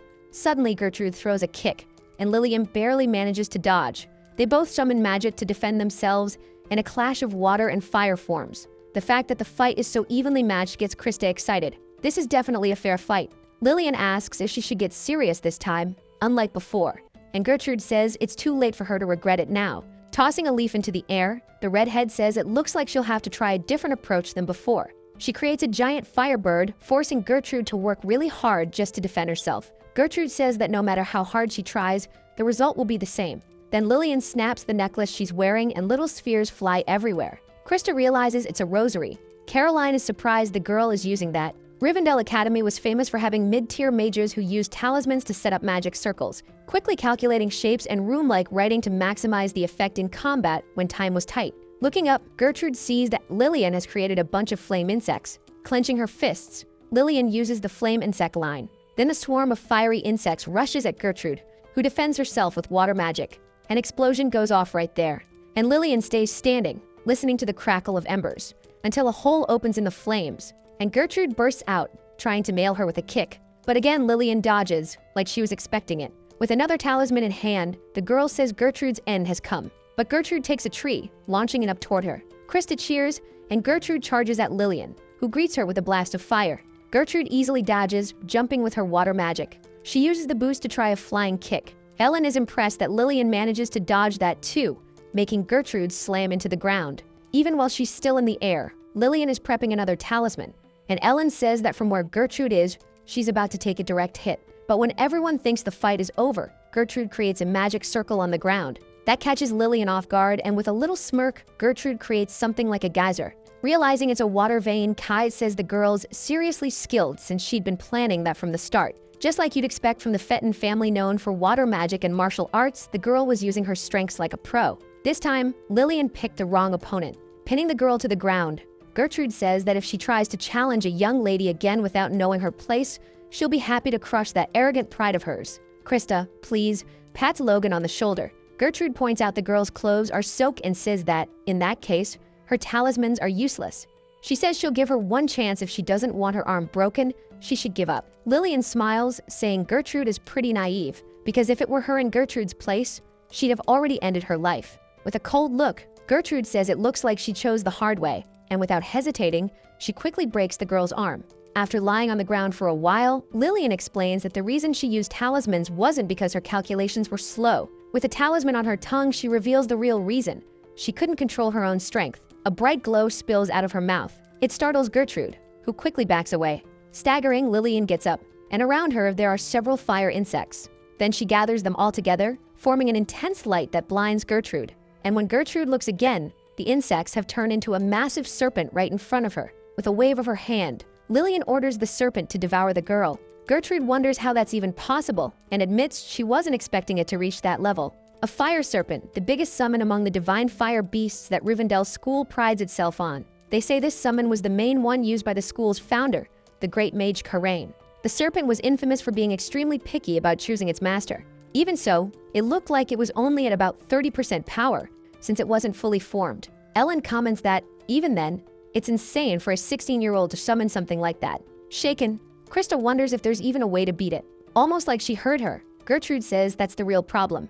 The next moment, the giant serpent roars and spits out a blast of fire. Gertrude barely manages to dodge, but the flames catch her cloak. Putting out the fire on her clothes, she wonders when that flame even hit her. Looking around, she realizes the sheer destruction the fire left behind. The stones hadn't just melted, they turned to ash. Stunned, Gertrude, Krista, and Logan realize that's the serpent's real power. An explosion goes off somewhere else in the forest. Over there, a girl is running from a monster when the fire blast hits it. The hooded figures comment that the serpent is circling around Gertrude. So Gertrude has been marked as its target, and it looks like Lillian plans to take this all the way. Zigger asks Kyle if the girl isn't crossing the line already. Even if it doesn't kill her right away, the pain would be brutal, and if she gets hit by those flames, she might end up seriously traumatized. So he asks if it wouldn't be better to stop the test, and Kyle asks Manhwa what she thinks. The woman raises her hand and says she agrees that's probably the best call. But then she notices Rain up in a tree, above a forest that's on fire. During his training, Rain's grandfather had told him that with the mana he had at the time, his limit was 3 uses total. But that depended on the level of the mage he was trying to interfere with. He said that if Rain hit his mana limit and tried to force it anyway, he'd end up completely wiped out. In other words, he had to pick the right moment to use it. Back in the present, Rain watches everything from the top of the tree. Thinking he's already secured enough points, he decides to look for somewhere safe. Because after that group attack, his mana was almost gone, and there was no reason to take risks right now. But at the same time, putting himself in the girl's shoes, he can't just stand there. So he jumps from the branch he's on, activating Belsidius. Rain notices the magic circle in the formula has 5 triangles, with runes written inside them, set up to detect someone approaching. As he drops, the boy studies Lillian's magic. His eyes are bleeding from the strain. After fighting Logan and the Spider Queen, he'd noticed that every time he pushed past a barrier, his control improved. And the stronger the enemy, the faster he got closer to 6, star magic. Seeing the girl about to be attacked, Rain thinks it wasn't meant for her, it was meant for him, and that she shouldn't fool herself. The next moment, he dispelled the magic heading toward her. That leaves everyone in shock. Even Gertrude herself, despite part of her body being on fire, just stands there frozen. Lillian panics, because the fire serpent is gone. Helping other people in this exam didn't give you any reward, and with time limits and limited resources, it made it even weirder. But what almost nobody knew was that the test also judged whether participants would go beyond their own self-interest. Watching the boy, Manhwa wonders if this was Scalzi's doing. She smiles and says the boy would definitely score really high. Spitting blood, Rain realizes canceling a 5-star spell took more mana than he expected. It was over, but now he felt empty like a drained container. Gertrude, sitting on the ground, calls out to Rain. When he sees she's still there, he asks what she's doing and tells her to run away as fast as she can. Lillian is standing there, her mind racing. She thinks the Fenton family magic doesn't suit her because she doesn't have enough mana to summon the serpent again. And the serpent disappearing was definitely that boy's fault. She wonders if he's really going to interfere again. As she walks toward him, she thinks that whether he stopped the serpent or not, if he's defenseless right now, she has to beat him to become the top scorer. Then she summons another fire serpent, but its size catches the hooded observer's attention because it looks way smaller. Rain barely dodges the attack. Even smaller, the firepower is still terrifying. Seeing the boy about to get hit, Ellen yells for him to be careful. Just as Lillian is about to strike, Gertrude appears behind her. Lillian turns around but takes a magic charge punch to the stomach. She goes flying, trying to soften the impact with her magic. Rain is surprised he didn't expect the girl to come back to save him. He asks why she came back, and Gertrude says it's because she's his opponent, and if he got expelled, her lady Krista would fall apart from sadness. Hearing that from outside, Krista turns red as a tomato. People start whispering, and Krista tries to explain they're just rivals. Nervous, Logan just gives a thumbs up, and Krista asks if he wants to die. He says they look good together, and losing her patience, she slaps him across the face. Logan ends up on the ground, and embarrassed, Krista thinks that once the exam ends, Gertrude's life will come to an end. But either way, she thinks Rain was the only one who managed to stop the fire serpent. People said that if you mastered the Ludwig bloodline magic, you could fully control all magic. But in 1,000 years of history, only 3 people ever reached that level, and even then, from what she'd seen, they only managed it when they were already old, badly hurt. Gertrude tells the boy to leave, because this is between her and Lillian. Rain says she's injured and in really bad shape, but she insists she's fine and that she still hasn't finished Lillian off. And she adds, honestly, he was in that girl's way. Before leaving, Rain asks her not to die. Gertrude says, obviously that's not going to happen. Lillian walks up to Gertrude and, spitting blood, tells her to move. Gertrude laughs. Lillian's the one who started this, and now she's telling her to get out of the way. The red-haired girl says all obstacles need to be removed. She lunges forward with her tongue out, like the serpent's spirit had fused with her. Gertrude, on the other hand, moves in calmly, like ocean waves. The collision is brutal. In the forest, Rain runs off to hide, but something almost hits him, and he barely manages to dodge. Zigger asks what that was. That's where Rain notices it's a group of low-level students who teamed up, hoping to ambush him and take him down. He's completely drained physically and magically, and that's really bad. Smiling, he says that in the end, they're just low-ranked students. And he asks if they really think they can beat him when even Logan couldn't, and that if they back off, he'll let them leave in peace. One of the boys says he's right, Rain really is strong. But then, he asks why someone as strong as Rain is trying to negotiate with them. Summoning a lightning spell, one of the students charges at Rain. Rain blocks the attack with a staff. While they're locked in a strength struggle, the guy asks who Rain thinks they are and says he probably can't even move anymore, so he should just give up. With a sigh, Ellen says there are always people like that, no matter where you go. Caroline says Ellen shouldn't look at it that way after all. It's just strategy. The staff the guy was using as a weapon ends up snapping in half, and he realizes he can't underestimate the low ranks. Rain gets knocked down, and right as he's about to get hit by the low-ranked student's lightning, he takes the ground and throws Shan into the student's eyes. Taking advantage of the guy not being able to see, our protagonist lands a punch right in his face. That makes the rest of the students nervous. The same guy from before wonders how Rain knows techniques from the Osarius style. Ellen says she was curious about that too. The hooded observers notice the guy doesn't seem able to counterattack anymore, since Rain has fast calculations for 3, star magic, and the Osarius style. His skill itself is flawless, but his man management is still rough on that front. Krista is ahead of him. One of the boys says Rain took the other student down without even using magic. Still, since Rain looks completely out of mana, if they team up they might have a chance. Ilan thinks using Belsidius to stop the fire serpent definitely drained all of his mana. The boys decide to attack in turns. Marhana thinks helping others is a noble act, but if you don't have the strength for it, it's nothing more than a pointless gesture. She wonders what the boy is planning to do. Our protagonist faces the boys with the little strength he has left. He throws a punch charged with electricity, electrocuting all the low-ranked students who rush him. That ends up impressing the teachers. Zigger asks when the boy cast that spell and how he still has mana left. Then Kyle explains that Rain actually doesn't have any mana left and that it was really the lightning sword's original attribute. He kept it in a plasma state. In the moment the students touched the wet ground, Rain released the electric shock. Still, knowing how to do something doesn't mean you can pull it off, and honestly, Kyle says the boy looks pretty experienced. One of the boys says it's no surprise Rain is one of the top contenders for first place, but now he's out of tricks.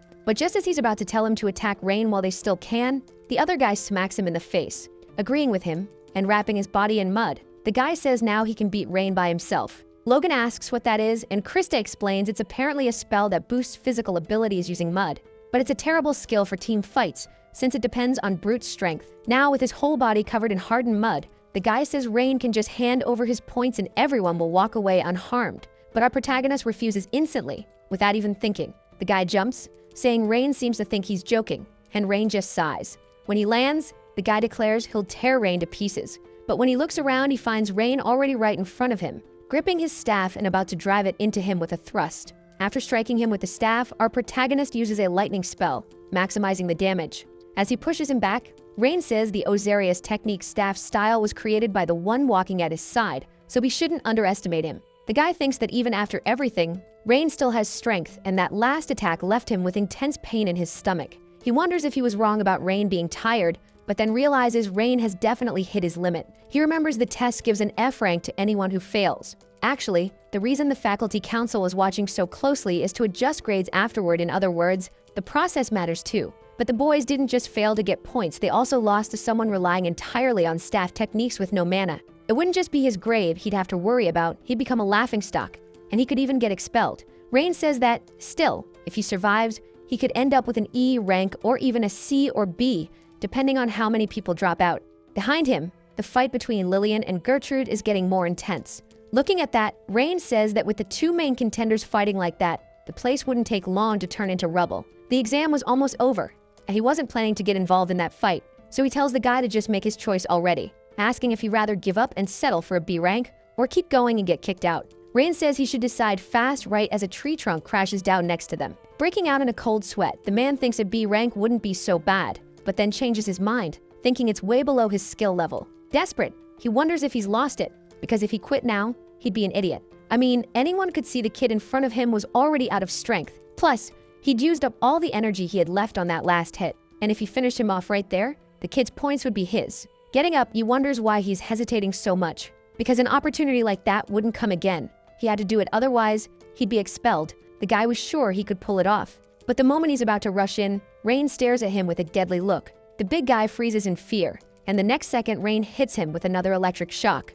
Right then, the end of the exam is announced, and all the students have to leave the barrier. Rain celebrates because it's finally over, then collapses on the ground, passing out from exhaustion. The big guy, who'd been worried up until then, smiles in relief. Saying it's finally over, Carolyn asks if Ellen was anxious too, and the woman says not really. But then the teachers notice something.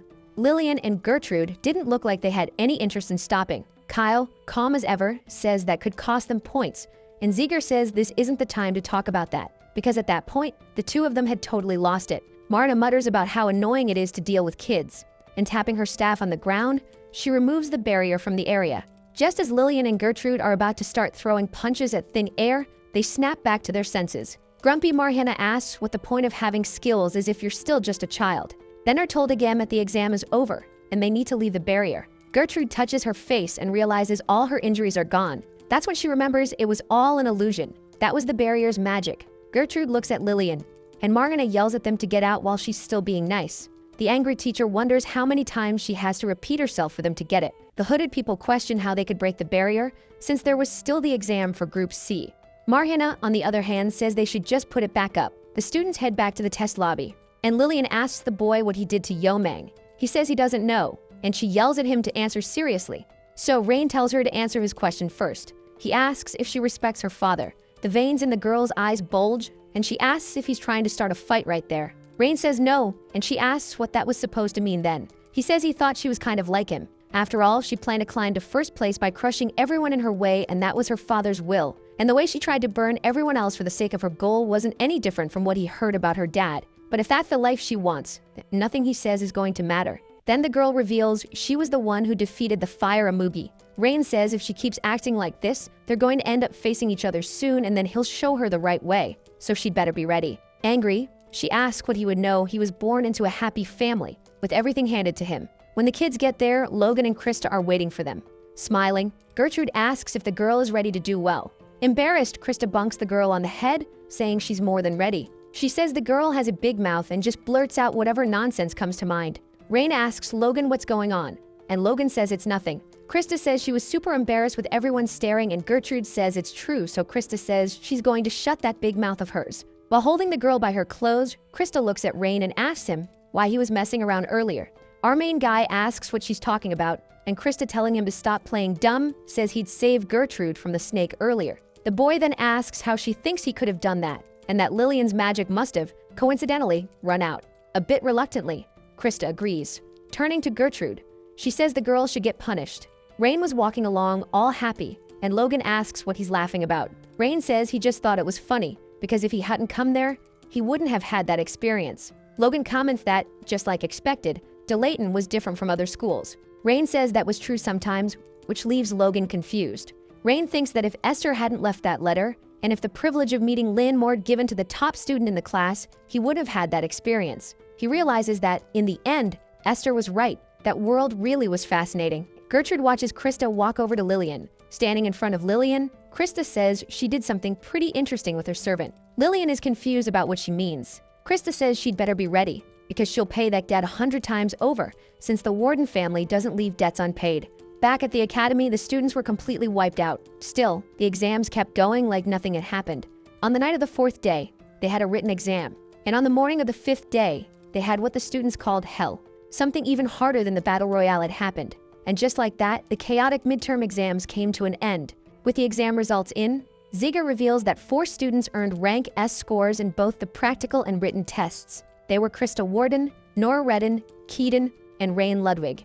But only one student could take first place, so they do a bonus point evaluation. Also, to keep things fair, Any teacher with family or academic ties would be excluded from the evaluation. Regular teachers could give 1 bonus point, Professor Kyle could give 2, and in Marhana's case, it would be 3 points total. One of the teachers says that if they looked at her points, they'd understand her evaluation. Another teacher says that's not the point, and mad in terms of talent, Nora is more exceptional. Caroline says she's being buttered up, and the teacher just complains. Time passes while they talk, and Zigger says they should discuss the current score. Krista Warden is in the lead with 6 points, followed by Nora Redden with 4, Keaton with 3, and Rain Ludwig with 2. Now he asks for Assistant Professor Luke's vote. Luke says Krista really is perfect. Nora's magical precision is also really impressive, and Cadet Keaton showed incredible skill blending music with magic. But even so, for the future of magic, he's going to cast his vote. Zigger is surprised when he reads the paper. He says the one who got the assistant professor's 2 votes was Rain Ludwig, shocking the others.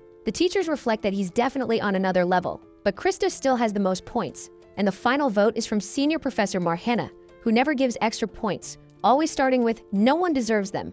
So the student of the year would be Krista. But Marhana breaks into a smile and bursts out laughing, repeating stuff about the future of magic and saying that honestly, he, the guy who uses cheesy lines to win girls over, grew up with a pretty smooth tongue. Luke says it's all thanks to the master's teachings. She agrees and floats a piece of paper and a pen with her hand, saying she'll go along with that vote as an investment in the future of magic. She writes on the paper, leaving the teachers freaked out. Zigger is speechless when the paper lands in his hand. It says the best freshman this year in the midterm tests was Rain Ludwig. In his room, Rain says he improved like expected. Rudin tells him he can keep researching his unique magic in the circulating environment, with his progress going up by 0.8%. Rain says that if unique magic levels only grow through fighting, it makes him wonder what that would be like. And then it was time to head out. In the past, Frida drinks a magic potion. Then she tosses it away until a voice calls her name. Kyle asks her to share some too, but Free says she doesn't have any left. He says he knows she has more, and the Mage replies that she drank it all without sleeping for 4 days, and there wasn't any left. But he complains, warning Lynn. When her journey is over, she wants to know why he doesn't visit her sanctuary on Red Mountain. There was this thing called Dragon's Breath, this amazing elixir, and she was gonna give it to him since his mana was about to shoot up like a rocket. Kyle asks if she can really just ham something like that over so easily. Freedy asks what he thinks she is. She's the priestess who serves the fire dragon Dakidun, and she'd treat him well on a trip to Red Mountain. Rain repeats that to himself, thinking it was probably prepared real carefully, so accepting it was just the polite thing to do. Even after 300 years, he says he hadn't forgotten. It was a 1-8-hour trip to the peak of Red Mountain. Since the fire dragon Dakidun led his legion and stayed there for almost 1,000 years, the mystical mana had seeped into the whole area. Over time, tons of believers, mages, and witches turned that land into a sacred place. Worn out, Rain kept climbing. Then, someone calls out to him. It was a man, asking where he was rushing off to. The man asks if, by any chance, he was planning to loot the mountain. Rain gets wary of the sketchy guy. The stranger notices and says he doesn't need to be that careful. He says the kid must have a good reason to loot a place like that, and that he's only there to give him some advice. Telling the kid to listen closely. He says the place is dangerous ever since it was abandoned 300 years ago. No looter has come back alive. Rain asks if that's because someone's in there. And while he's eating, the man says people talk that a demon summoned by the priestess guards the place. Rain asks if it's really a demon because it doesn't make sense for a demon to be guarding a sanctuary. The man says, honestly, people just call it a demon, they don't actually know what it is. He says once, when he worked up the nerve to climb the mountain, he almost died. Like, one more step and he would have been done for. Before the man can even finish, Rain just keeps going. As a final warning, the old guy says if the kid values his life, he shouldn't go anywhere near the entrance. As he leaves, Rain thanks him for the warning. If some kind of monster really was living inside the sanctuary, Rain figures he should be extra careful. Night falls, and Rain keeps climbing. He can hear animals along the way. Rain says he hates monsters like spider rats. In a flashback, Freedy asks if that's supposed to be the group's mage. Esther says yes, and comments on how cute he is. Freedy says even her bird is cuter, and Esther says that's not fair.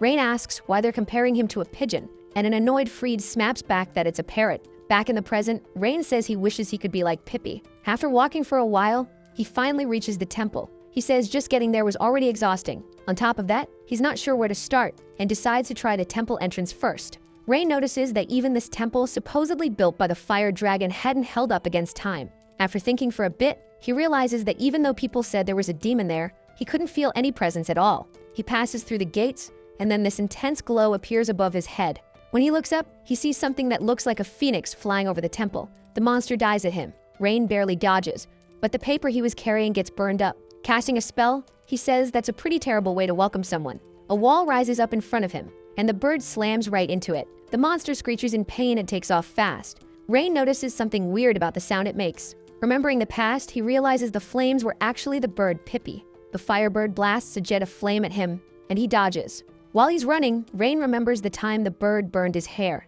He thinks that can't be possible. 300 years have passed. But then again, maybe it's still possible. Swallowing nervously, Rain turns around and asks if the bird is really Pippi. He dodges again, and the phoenix streaks past him, kicking up a huge gust of wind. Rain keeps yelling, saying he's Rin. At that moment, the bird seems to snap out of it and lands next to him. Rain confirms it, making the bird remember the past. He says they even used to compete over who got to be the mascot. But the bird says he isn't Rin, because the guy looks different and it doesn't recognize that face. Going back into a rage, the bird fires off a blast of flames at the boy, who blocks it with a shield made of water magic. Even though the situation was a mess, Rain couldn't help feeling happy knowing Pippi was still alive after 300 years. Calling out to the bird, the boy says that even if his face looks different now, he's still Rin. But the bird didn't seem like it wanted to listen, attacking again and forcing Rain to throw up another barrier. Rain wonders what he's supposed to do. There had to be something only they would know, something that would make the bird realize it was really him. Then Rain remembers something and starts casting a water spell. He shoots it at the bird, knocking it down. Then he casts another spell, this time with 2 magic circles. He calls out to the bird again, forming a sphere of water and asking if it still didn't recognize him. Our video ends here. If you liked it, leave your like. See you next time. Bye bye.